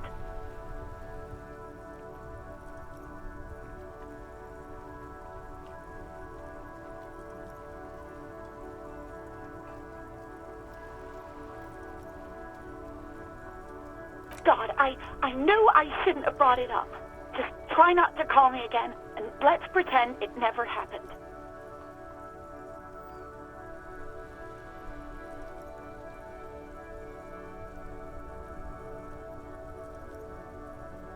You hear a sigh of relief on the other end of the radio. Wordless, the call breaks. Then, the already familiar voice. Anything else I can help you with, officer? 57's over and out.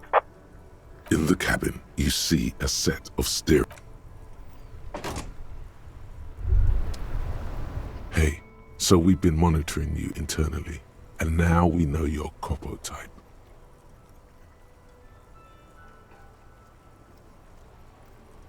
Yes, guess what's yours?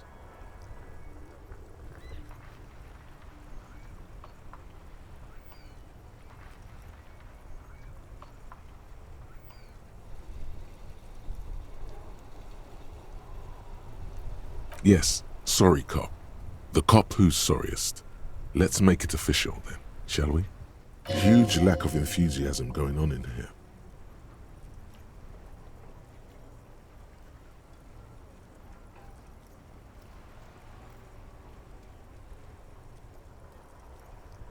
Oh, you know, Apocalypse, Superstellar, the advanced interesting cop, liquid shadow cop.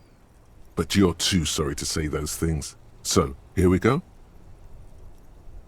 What? Jealous of the sorry cop? I think they'll be fine. Don't worry. They'll be super fine. It'll be totally okay. You can dual Copo type from sorry to anything.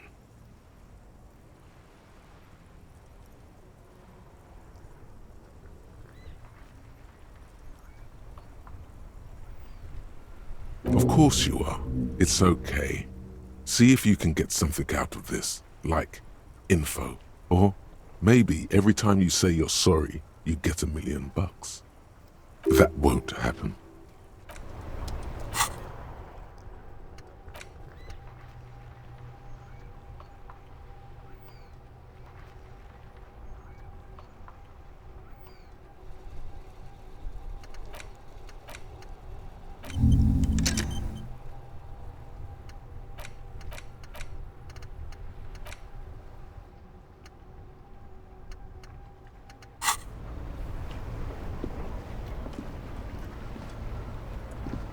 Yes? No response. He's having trouble processing it. A moment passes.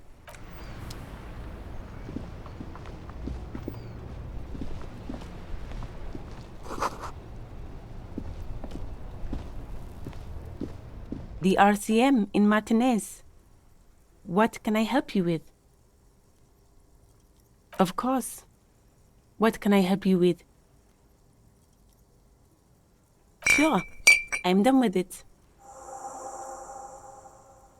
Go easy on that stuff. It gave me a terrible headache. Of course. Where to? What do you mean? Yes, sir. District of Martinez. He knows where we are. He just wants directions. No problem. Of course. I won't hold... Her gloves. You get the feeling that you need them. You have a dead body to deal with after all. Sure. Keep them. I have another pair.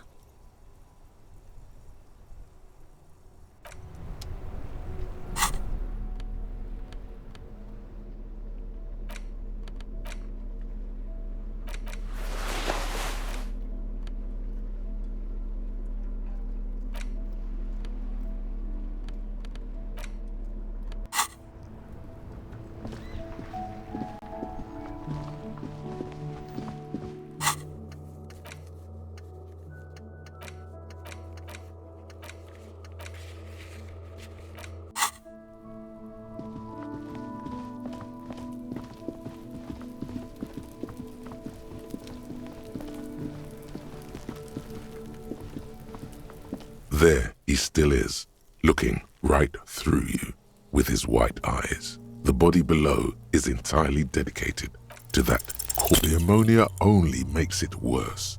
The combination forces tears out of your ducts. The second time, not so much.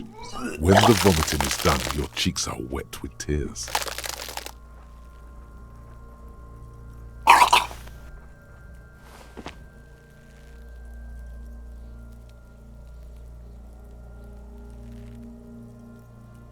Nor does the wind right now.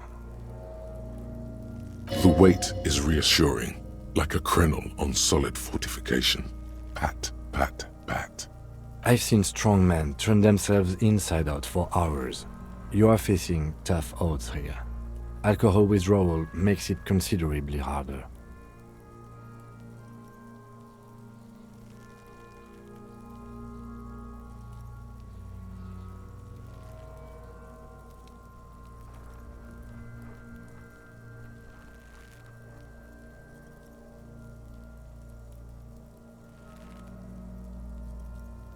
Okay, you've said it. You needed to say it. And now that you have, you need to get your shit together. We should go talk to the locals. Find something else to do while the wind changes. It's pretty bad right now. You've gained a thought. When this dialogue is over, go to your thought cabinet and internalize it for special bonuses and effects. Give it half an hour. Get yourself together. Then come back and have another go.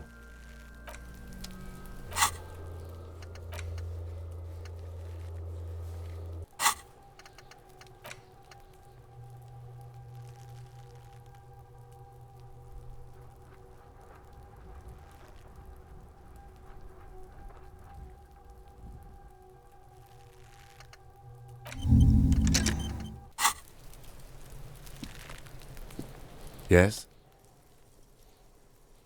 What do you want to know? You mean like a brief? There's no reason to wing anything. 3 days ago, during that time, the victim had been stripped of his belongings. The caller didn't identify themselves in any way. There's a strong prejudice against involving the RCM in what's... That's right. Good.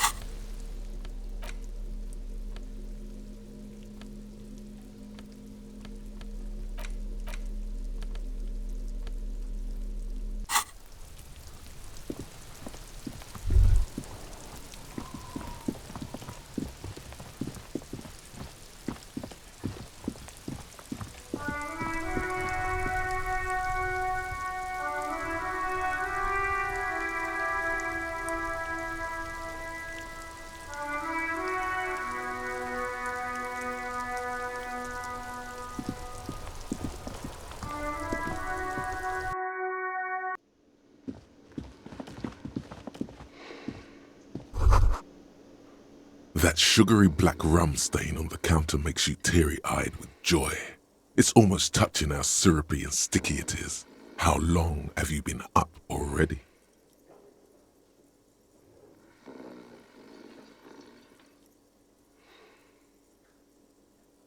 An hour would have been bad.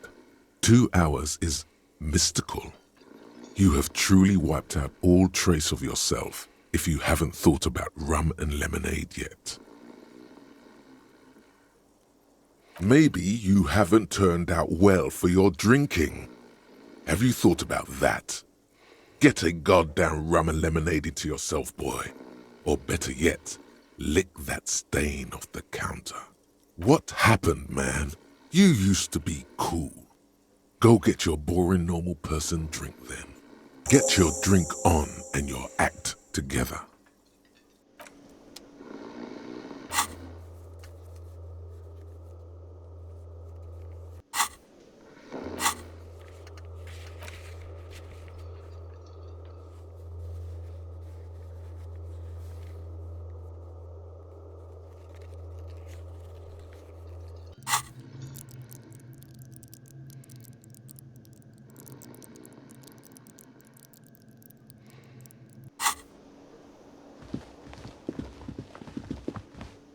Hello, sweetie.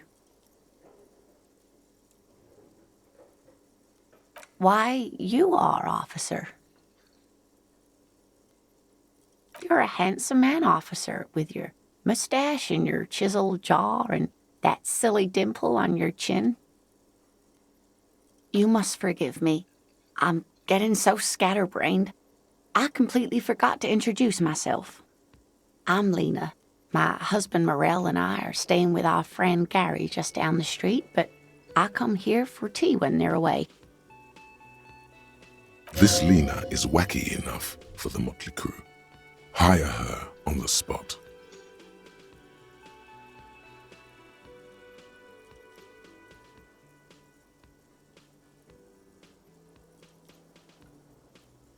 Yes, officer. You look rather dazed. Like a stunned fox. But surely things can't be that bad. She won't judge you, no matter what you say.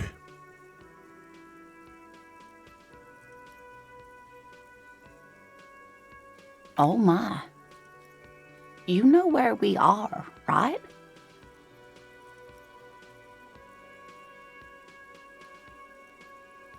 That's right. And where is the Whirling in Rags cafeteria itself located? Yes, indeed. We are in the fine city of Revachol. How would I even begin to tell you? Revachol is the most beautiful city in the world. We're fortunate to be here, you and I.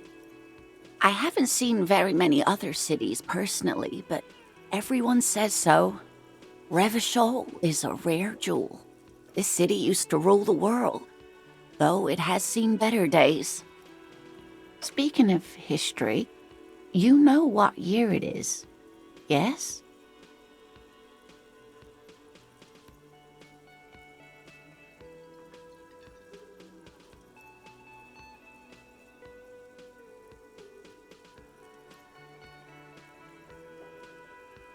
That's right, dear. How splendid. Here, take this pen. Knowledge should always be rewarded. Her relief is palpable. She was getting pretty worried about you there, but now she relaxes her shoulders. I can tell that this is taxing for you, so I'll just ask one more question. What regime are we living under? What mode of government?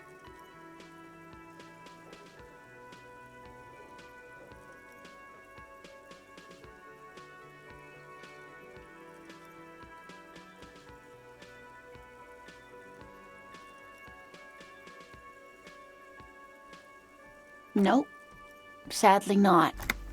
Revachol is what's called a zone of control, under an alliance of foreign powers called the Coalition. We have no government of our own, and what democracy we have is market-driven. Meaning, buying is voting.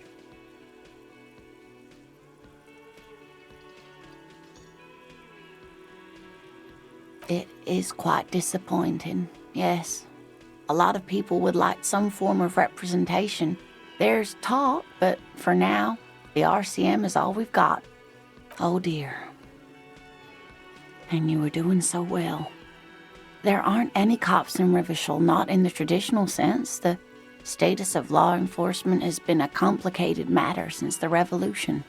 But we should stop for today, sweetie. You look like you need a break. Besides, I'm not the best person to explain the big things to anyone. You were doing quite well up until the end there.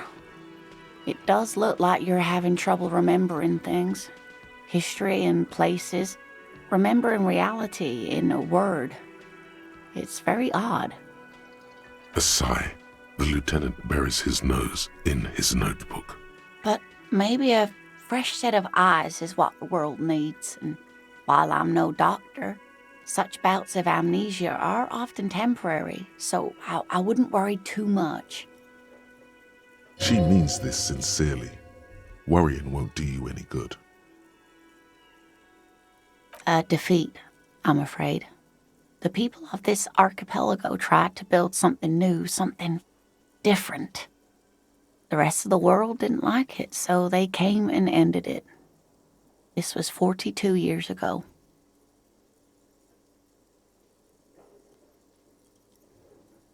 It has something to do with everything. I really don't know how to explain it better. I'm just a poor woman, she thinks. What do I know of these things? And how can I help you? Someone more educated in sweeping matters. Maybe you should ask. No, I'm not an encyclopedia. I won't be a guide either. I'm a detective. Of course. Then I don't know. Someone rich, maybe? Wealthy people are educated. Though I don't know where you would find a wealthy person in Martinez. Yes, dear. I'm a paraplegic. A paraplegic is someone with limited or no ability to use the lower half of their body. Paraplegia is caused by spinal cord injuries, like falling from a great height, or a grenade explosion. That's quite all right. I'm used to people asking questions. I know they're thinking about it anyway. There is no bitterness in her voice. She accepted the curiosity her condition inspires a long time ago. Of course, dear. Good luck with your case.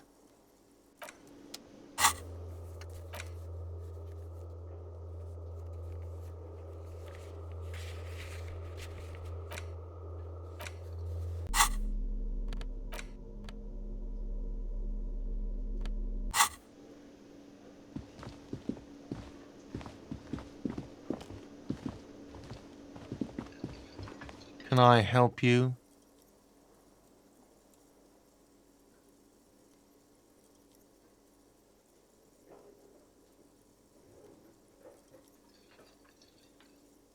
What thing?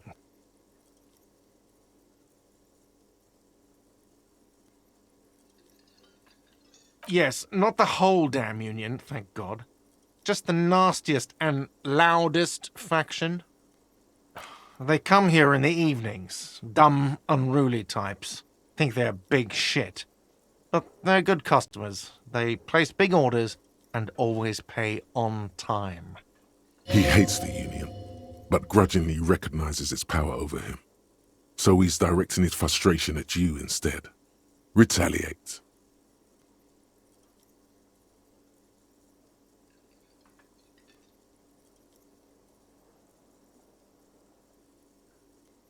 We should find out who this Lord faction is, occupying the booth.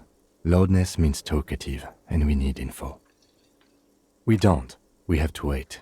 They'll show up sooner or later. Men get hungry, even striking men. If not today, then they'll be here tomorrow. There are these things called days. You sleep between them. He's saying they'll come after you've slept. Just making clear you got that. What are you, a cook now? That's none of your business. He wasn't pan-fried, he was lynched. What could the kitchen possibly have to do with... Fine, okay. The kitchen is closed until 1 p.m. because the cook is working. You can snoop around after that, if you must. What? You feel like you should come back to this thing-based questionnaire if you see anything interesting in the whirling later.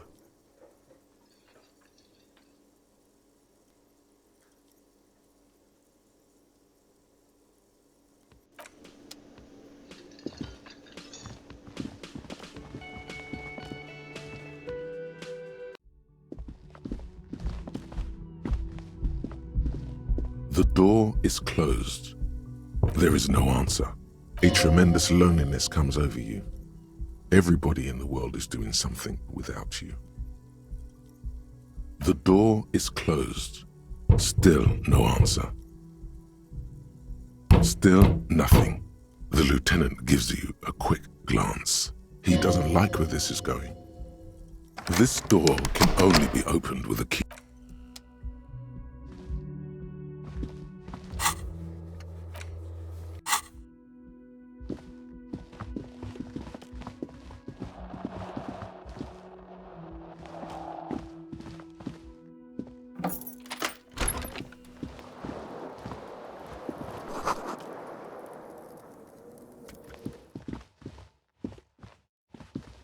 A mirror hangs on the bathroom wall.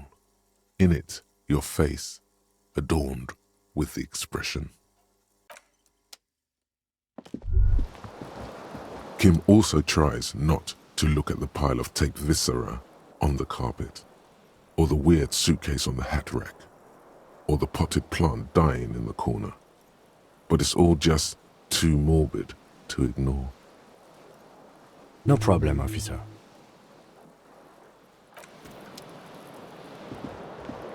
The bed is cold and not particularly inviting, but it's yours. The option to go to sleep becomes available every night after 9 p.m.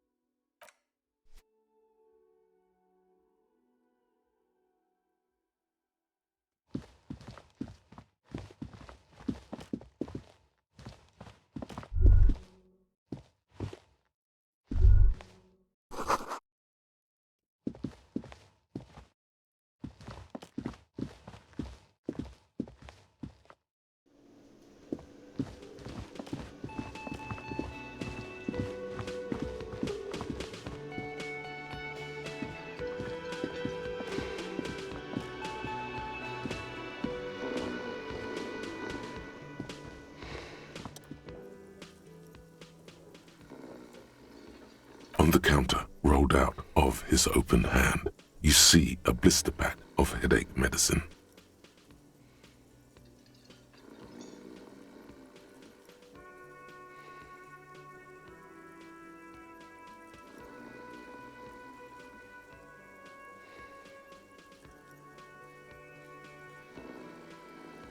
The man does not mind. You probably need them more than he does. You've just picked up some magnesium. This item is stored in the bottom left corner of the screen above your character portrait. Use magnesium to heal your morale if you have morale damage. There is only one way to wake this bone idol from his slumber. Roar like a hurricane. Rip the buildings from the earth.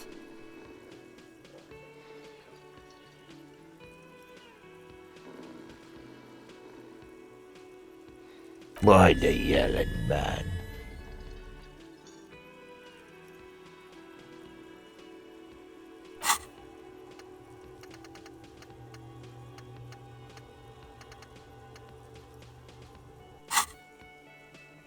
Looks like a Sow descendant. A lot of Sow dock workers around.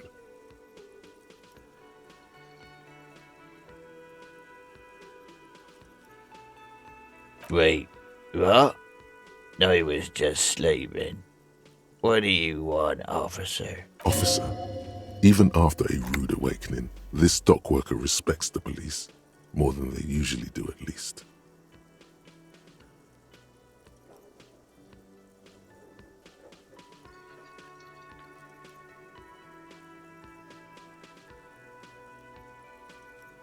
They got it.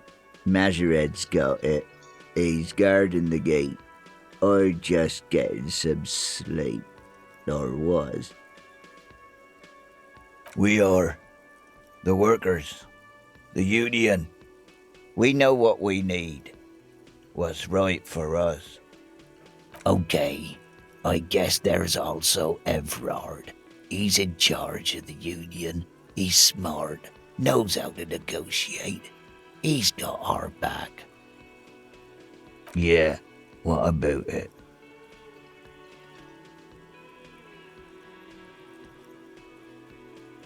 You know, people die here every day.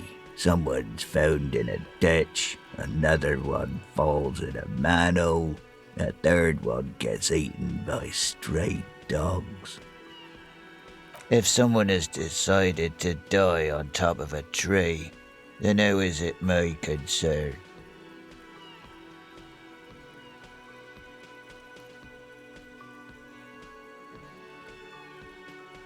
I can tell you this. Trouble's ahead. You heard what I said. Draw your own conclusions.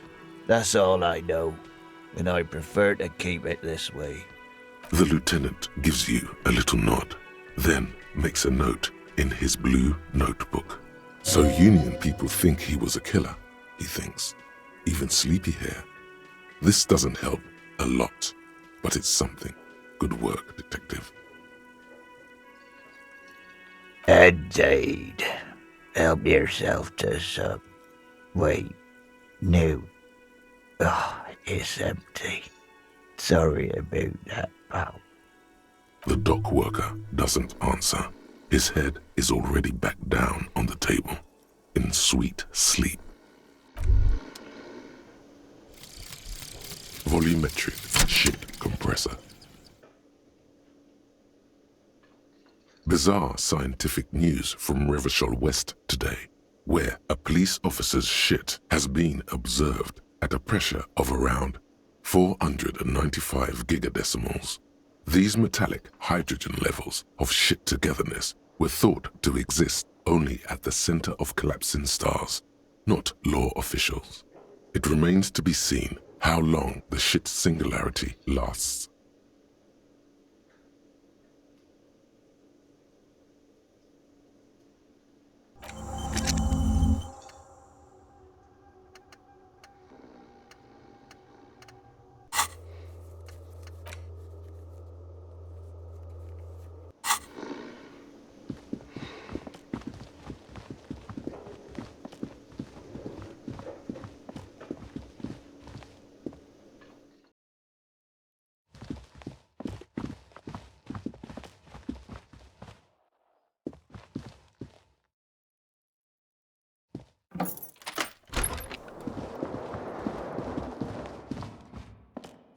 A mirror hangs on the bathroom wall.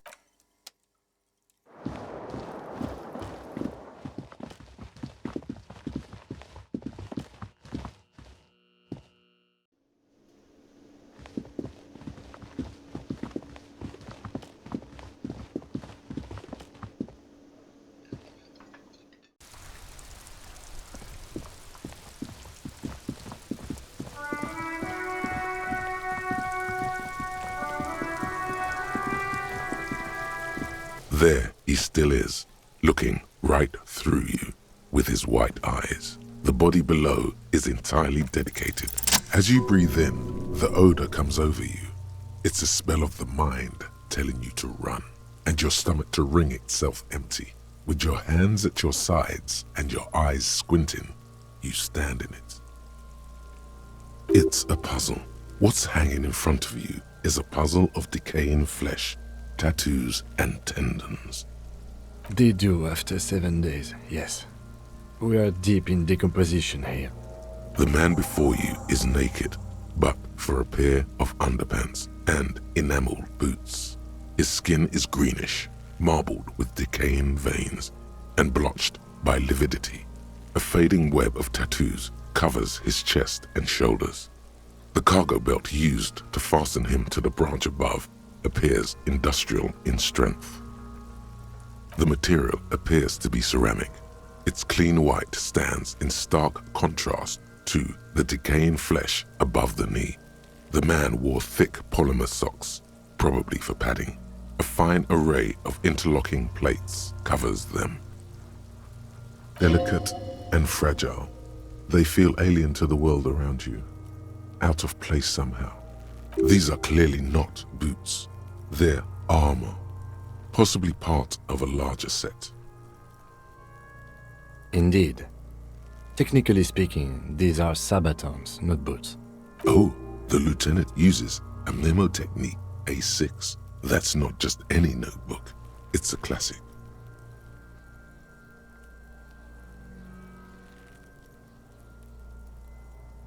It's clearly some manner of super armor, or future armor.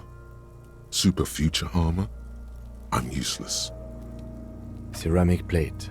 Zirconium dioxide, most likely. This is where the make would be. Under the heel.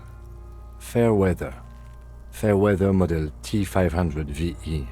I'm guessing that's vitreous enamel. This is advanced stuff.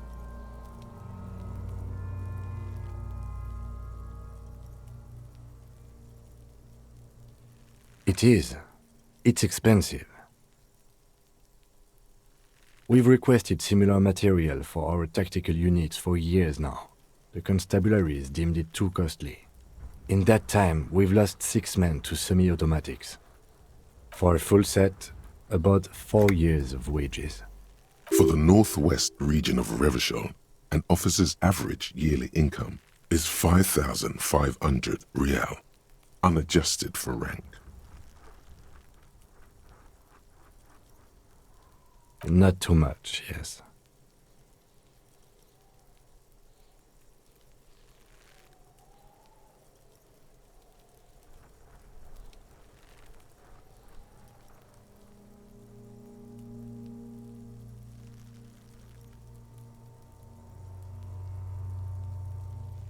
The lieutenant nods, wiping his finger on his sleeve. Piece by piece. He's been out here for 7 days. It would be odd if they didn't. We should keep a lookout for these pieces. The armor could yield information. Maybe he'll know something. The sabatons dangle off the man's decaying form, ageless and synthetic. That's for us to find out. Mr. Gart implied he was security personnel for the harbor company. This confirms my own assumptions.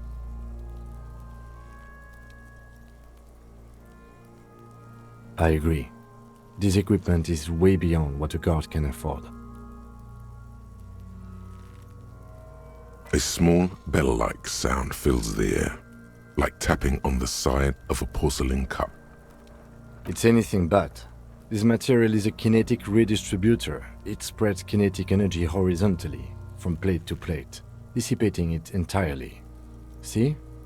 Faint, organic lines cover the plates where they separate into smaller ones. These plates then divide into smaller plates until there are hundreds of them altogether.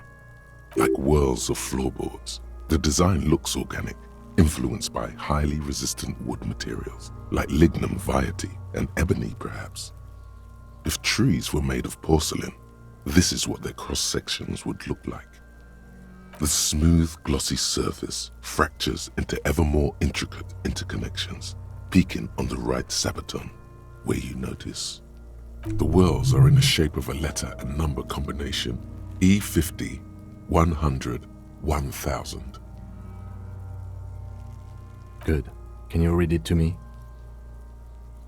X5415 6745 678222. Let's lie. We have a make and a number. That's something.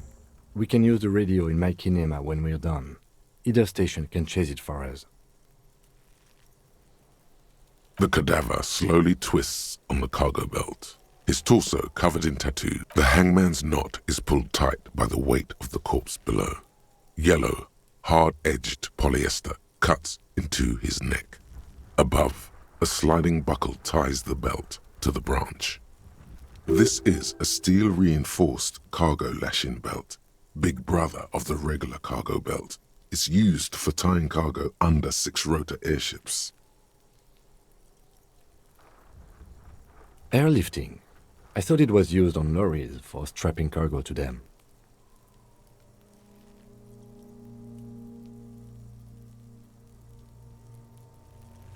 The local harbor uses 6 rotors to shuffle containers around.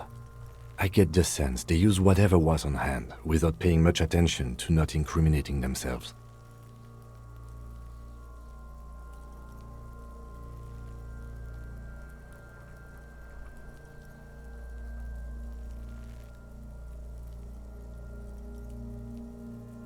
I'm still approaching this as a lynching, yes, motivated by the ongoing strike. You? No. You feel like it was something else.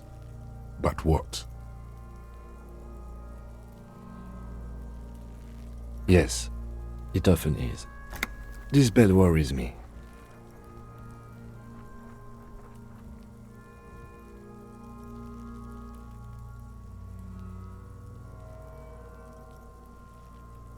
I was afraid it would be.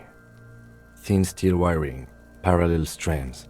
This makes getting him down more problematic than I had assumed.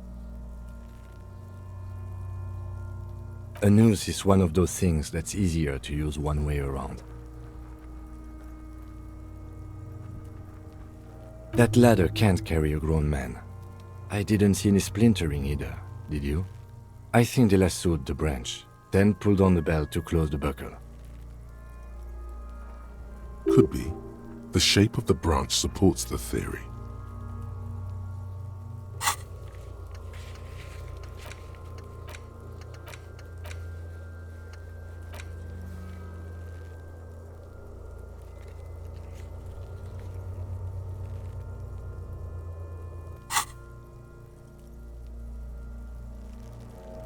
The cadaver hangs from the cargo belt, limbs limp. An intricate web of blue lines stretches across the torso, from the right shoulder to the solar plexus. Each time they intersect, a small white star is formed in their crossing. Hundreds of fading asterisks riddle his skin. Their concentration is highest around his heart. His corpse is marked by stars. Alcohol and heartbreak.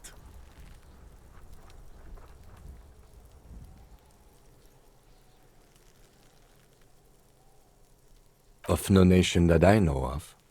If anything, it reminds me of religious illumination, last or penultimate century.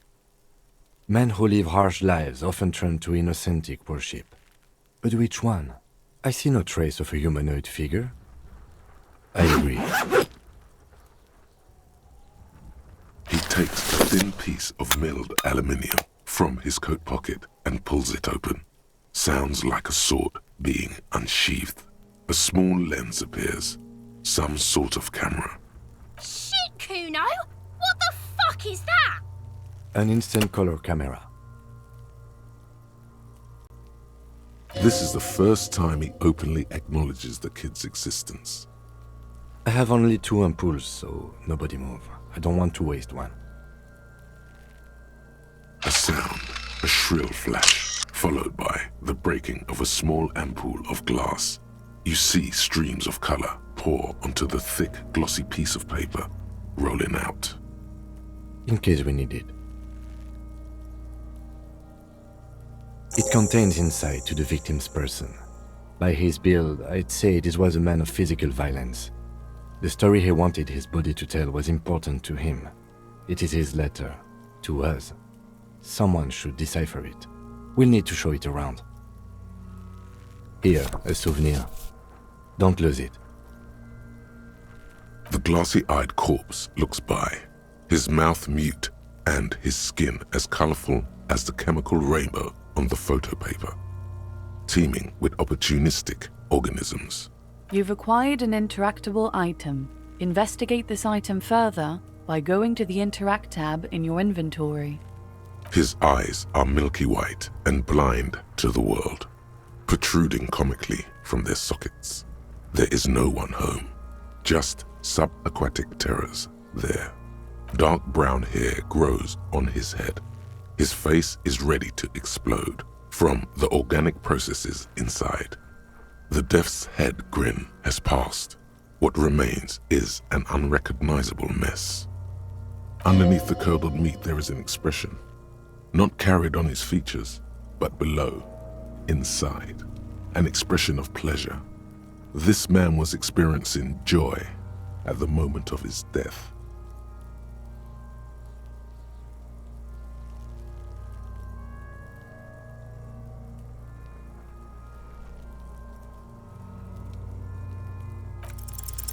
I'm gone.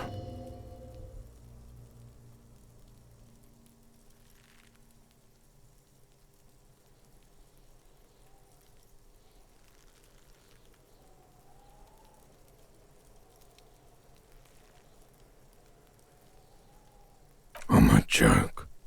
Look at me.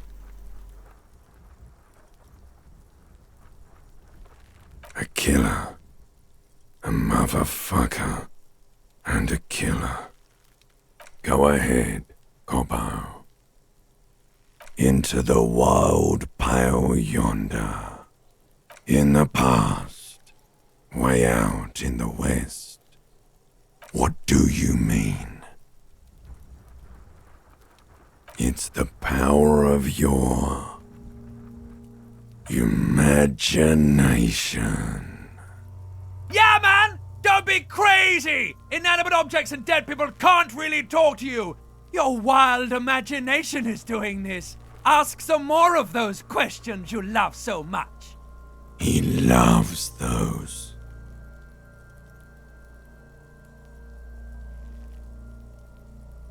Because you're a copperoonie. Look at all of them go. Do you want more questions? Here you go, you loony.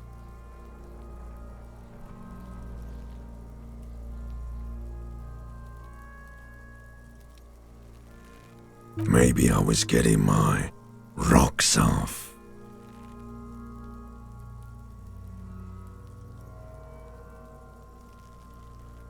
Do I look like an erotic auto-asphyxiation type to you?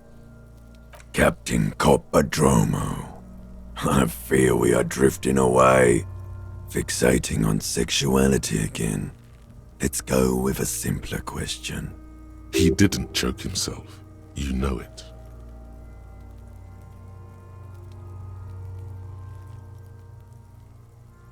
Because you have. Fuck no. You're no Rooney. Between you and me, your name is probably Harry.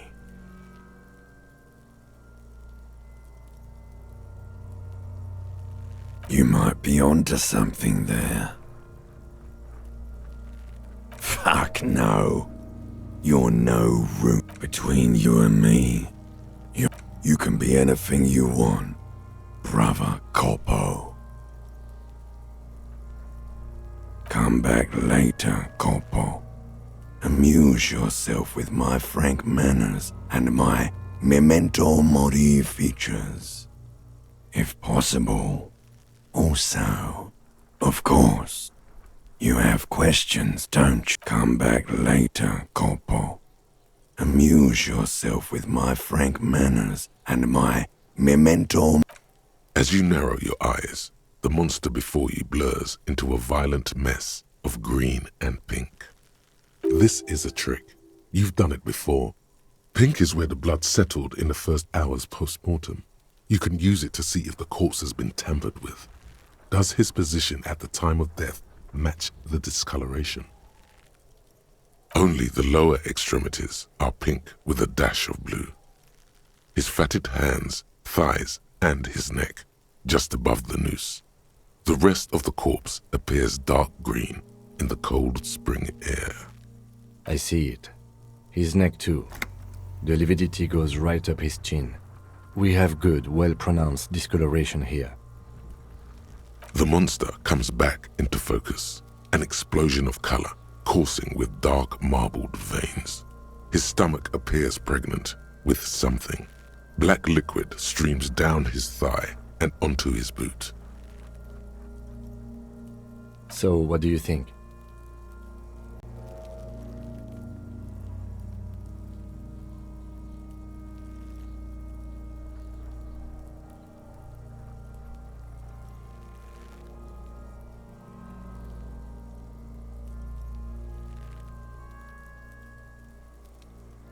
Agreed, especially on the neck. The belt acted like a tourniquet, keeping the blood in his head. The hypostasis supports a hanging. There's always a chance. We should check for ligament marks on his neck to see if they're in tune with the belt. We'll have to get him down first. I do. Most of them are post-mortem. Maybe even all of them. The delinquents have made our jobs harder with their little sport. Stop talking in riddles, coin slot. He means you fucked him up good, Kuno. Fucked him up brutal-like.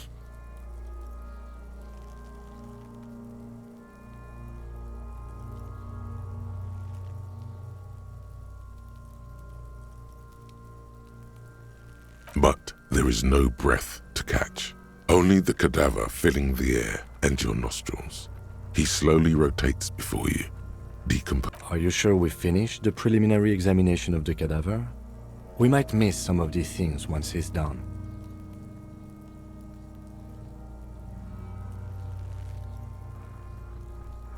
The steel-reinforced belt presents a unique challenge. I brought chain cutters, but I don't see a good angle of approach to the belt. He doesn't actually think the challenge is unique. He thinks it's frustrating, annoying, and harder than he thought. The cadaver is a good 1.2 meters up. Neither one of us can reach the belt without assistance. And even if we do, there's the question of cutting the airship strength material.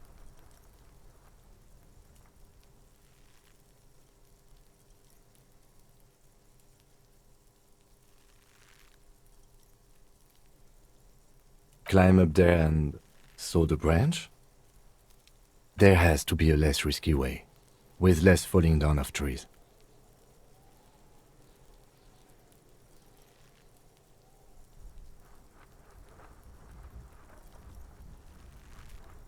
I was really hoping we wouldn't. The Union appeared to be suspect in this case. It seems like a dangerous route to go down. I would really prefer if there was another way. These people might have an agenda.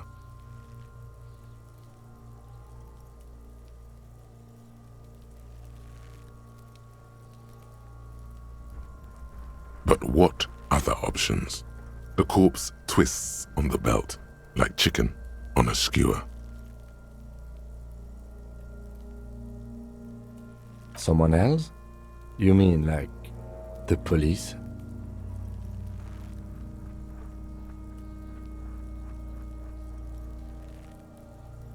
Someone like a paid garbage man? Or a cleaning crew?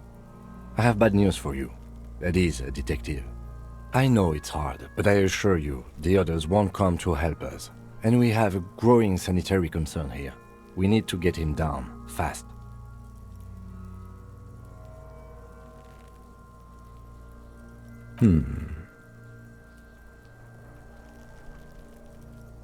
The hangman's knot. This is a steel-reinforced car. Airlifting.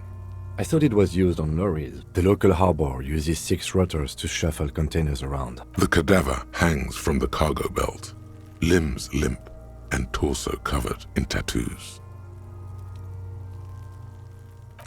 Yes, we do. We are not getting him down already. Not getting him down is a task that's already accomplished. Sadly, it's not our job to keep him up there, but to get him down.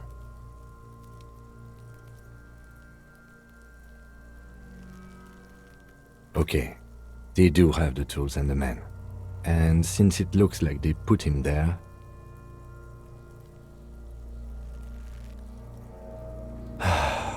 Okay, let's do it in the lousy, dangerous way.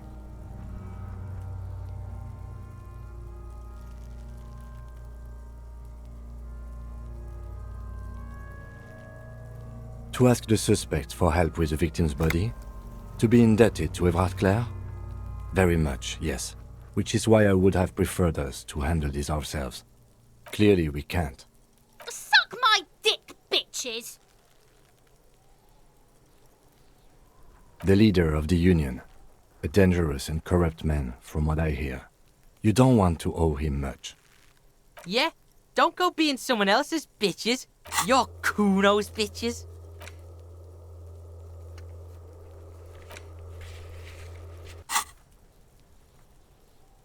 From the gates, by negotiating or fighting. Or we can try the secret route we found, where your cloak is. It looked doable. To the gates, let's negotiate.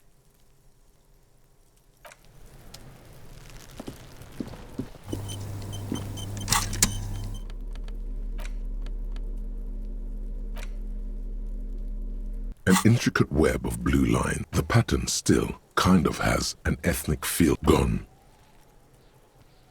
For you to discover.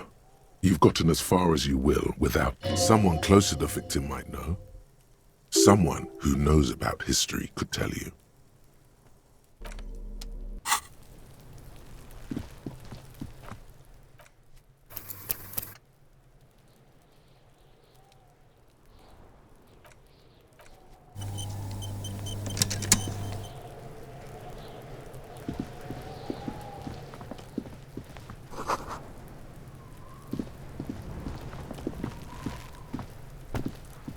the pig's getting pretty close to me. Come to snuff my shit out, I think. Looks like it's time for me to go, Kuno. Pig's come to take me in. I'm going away for a long, long time, Kuno. Going away for life. What's going on there? Fuck are you trying to pull, pig?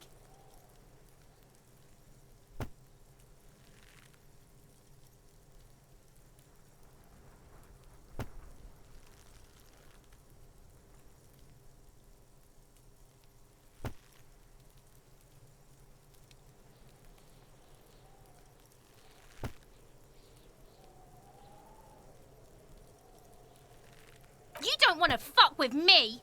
I got my hands bloody. I'm not here, pig. You're not seeing this. You can still see the top of her hat from behind the fence.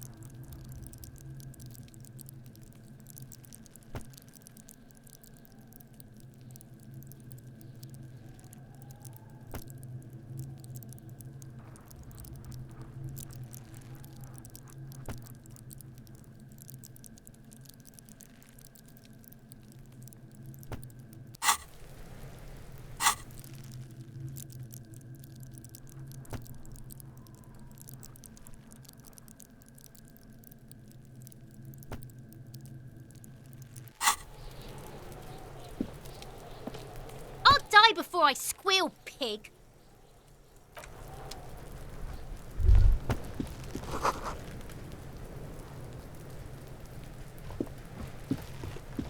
Fuck does Kuno care?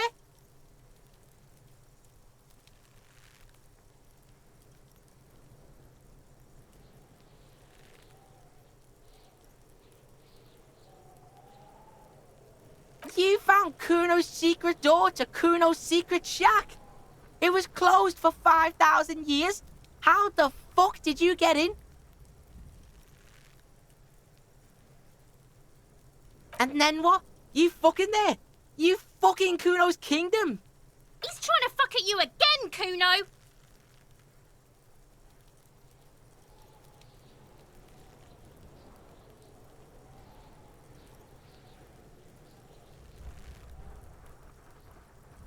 That's where Kuno gets his daily hit of electric.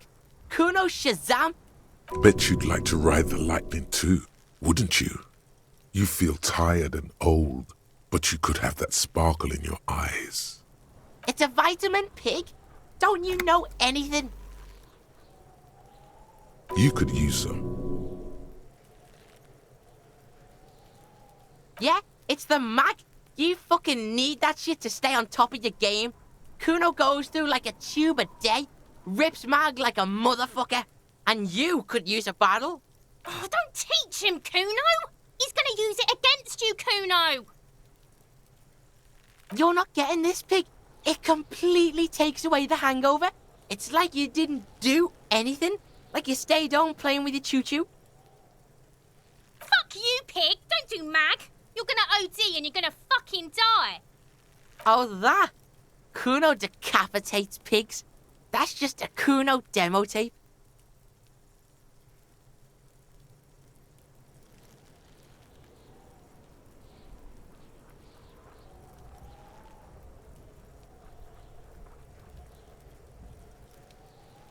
Too brutal for you, huh?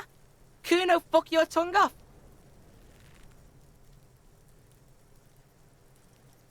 Of course you want back in there. Everyone wants back in there. Of course you fucking can. How do you think Kuno made all the docky boys his gimps? Just got a fly, pig. Kuno knows. Kuno and C saw you shit yourself. It's okay, pig. Not everyone can face the fear Kuno style. Is it? You got pretty fucked. Kuno's surprised you've still got your head after all that. Don't sweat it, drunk pig. Kuno will keep your nasty secrets. Kuno's not snitching. Yet, that conclusively explains how the coat got up there. Good call, Pigmeister. Don't come and talk to Kuno about his kingdom.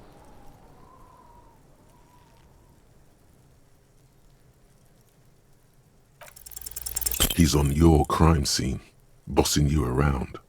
And he's been here for some time too. This is where he hangs out. You have to get more out of him. He could be useful.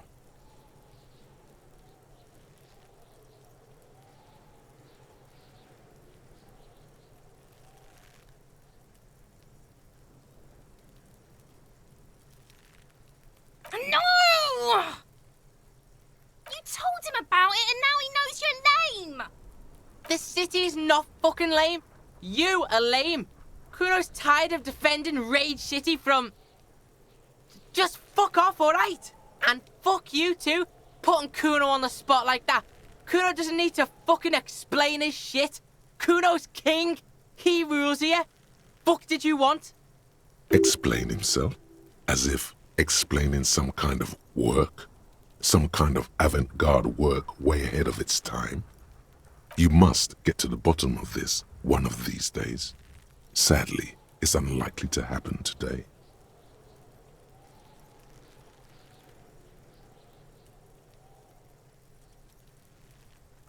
The fuck do you want with it? Good call, Pigmeister. Yeah, the kingdom of Kuno. The fuck do you want with it? Look at that fucking shit. You're trying to get Kuno killed. Fuck does Kuno know? Kuno's not a fucking... The lieutenant takes a quick note in his notebook. It's a trap, Kuno! Don't climb it, Kuno! Dunno. Kiptas gardener used to work there. Kipt is a pejorative term used to describe people of South Seminese or Areopagite descent. It used to be a common first name among the Areopagites of Ilmara. Not so much anymore. Look, Kuno doesn't explain shit. Kuno just says shit. Yeah, her. What was she doing in the greenhouse in March anyway? What kind of gardening is done in March? Fish is sometimes used to fertilize the soil a few weeks before planting something. Maybe she was preparing the garden beds. Yes, it seems suspicious. You don't like things being like that. Suspicious.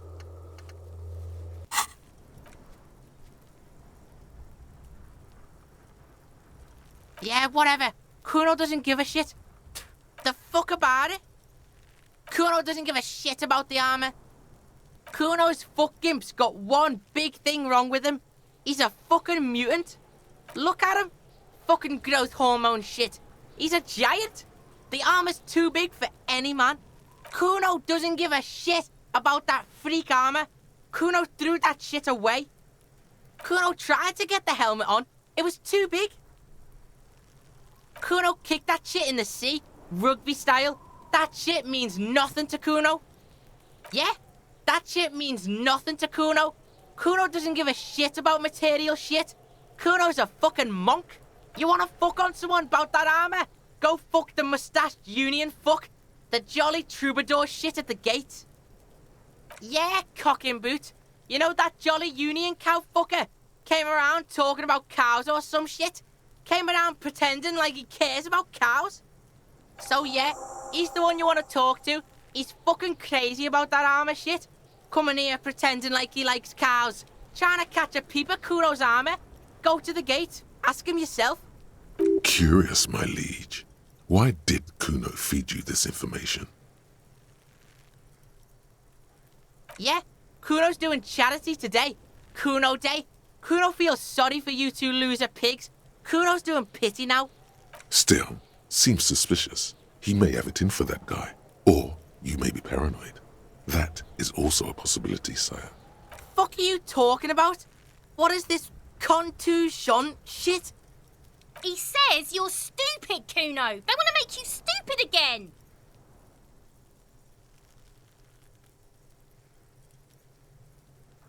Oh, did Kuno make your shit sniffing harder? Obstruction of shit sniffing. This is Kuno's kingdom. Kuno fucking rules here.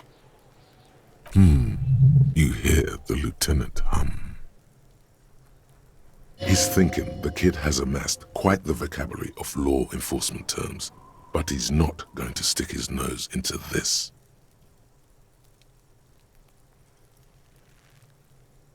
Me and my partner are wondering, do you guys puff Peter?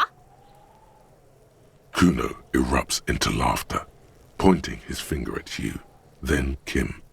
An unfortunate choice of words, the lieutenant from Precinct 57 thinks. He looks at the harbour walls looming overhead. He could use a cigarette right about now. You're testing Kuno. Get lost, Kuno doesn't fucking...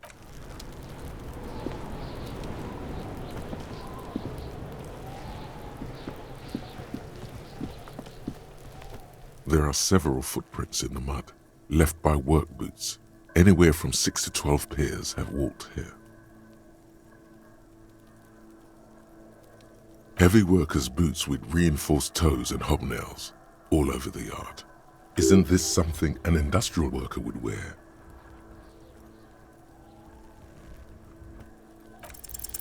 Maybe more than 12. No, 8 pairs of boots have shuffled back and forth in the mud. 1. Standard work boot, steel reinforced toes, number 46. 2. Standard work boot, steel reinforced toes, number 44. 3. Hobnailed work boot, steel reinforced toes, number 43. 4. Standard work boot, number 45 or 46? You don't know. It's a miracle you can tell the prints apart as it is. The cold must have preserved them. 5. Another standard work boot, steel reinforced toes, number 44. 6. An aberration, light as air, even pace, same make of boot, but number 41. Impossible to tell. Could also have been an adolescent. The gait is undeveloped. You're not bad. It's as if the whole world darkens. Everything else has a thin film of unimportance on it, and the tracks burn in the middle of it, in a strange, beautiful way. 7. The glowing outline of a standard work boot, number 46.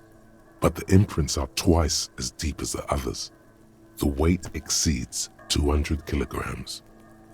8. And yet another standard work boot, number 44. There's an aberration in the pattern of the sole, however. The right sole is smoother, more worn. How many? I was pretty off then. I counted 20.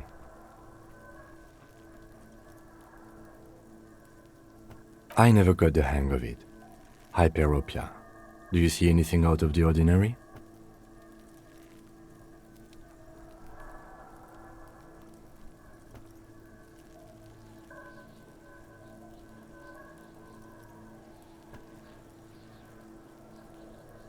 Interesting. Let's name it the old soul. Someone operating a workbench with a pedal? Like a joiner at the harbor. Or maybe a drummer? He regrets it the moment he says it.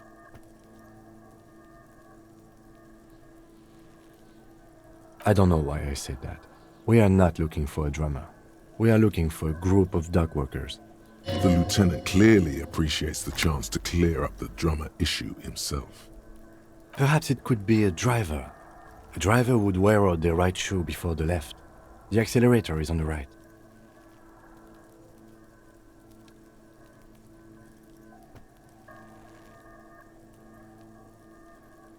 We should keep our eyes open around the traffic jam. See whether anyone strikes out as a potential suspect. Seems prudent, no? A woman or a kid?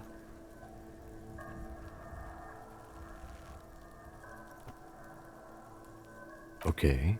How do you know? He knows it's hard to discern sex from a person's gait.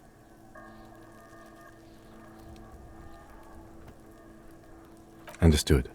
Anything else? 200? Could it be the combined weight of two people, one carrying the other who's tied up? Let's say a heavily built worker carrying a similarly built, soon-to-be-dead man. He might be right. 200 kilograms of living weight is unlikely.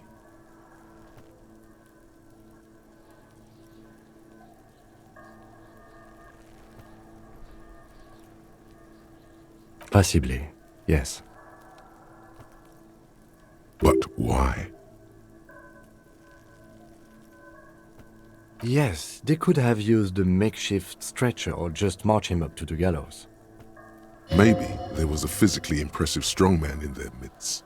Someone who wanted to impress their peers.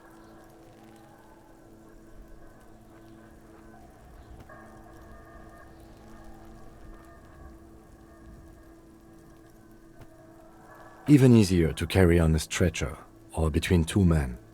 Anyway, it's for future consideration. What else can you see? A week, maybe? 7 days would fit the time frame provided to us by the caller, who reported the hanging. It is not impossible. I pulled last week's forecast for coastal Revachol. 7 days below freezing. The day before, the day of his hanging, was the last warm day. Correct again. Sub-zero temperatures would preserve the tracks in a good state. What do I think? A mob of people brought something heavy to the tree. One of them was carrying the victim. They shuffled around, especially under the tree. Then, after hoisting him up, they stood in a semicircle facing his direction. At first glance, this appears to be a lynching. Indeed. They all stood in a row here and looked at the tree. Yes, everything fits so well. Carried him over, hoisted him up, watched him hang. This is easy. Isn't it strange to have your assumptions confirmed like this? This is what someone whispering suggestions in your ear would like you to feel.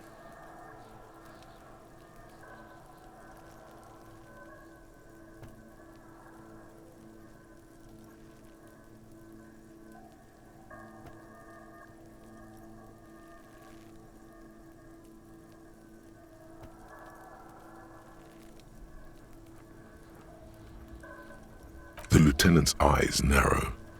He's thinking to himself. I doubt, perhaps, it would be unprofessional of him to be sure of himself at such an early stage of the investigation. Either way. What else?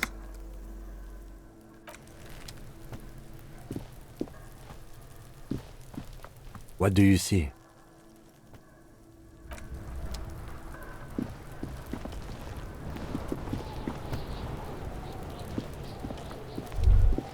This trash container is locked. The sliding lid has a padlock that says, "Whirling in rags." There's something in there, not necessarily connected to the case, but still. Well, it is a container. Maybe you're prioritizing it.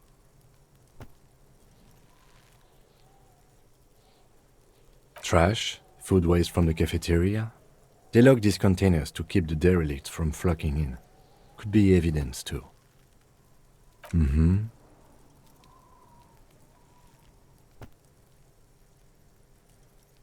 We could try using a pry bar.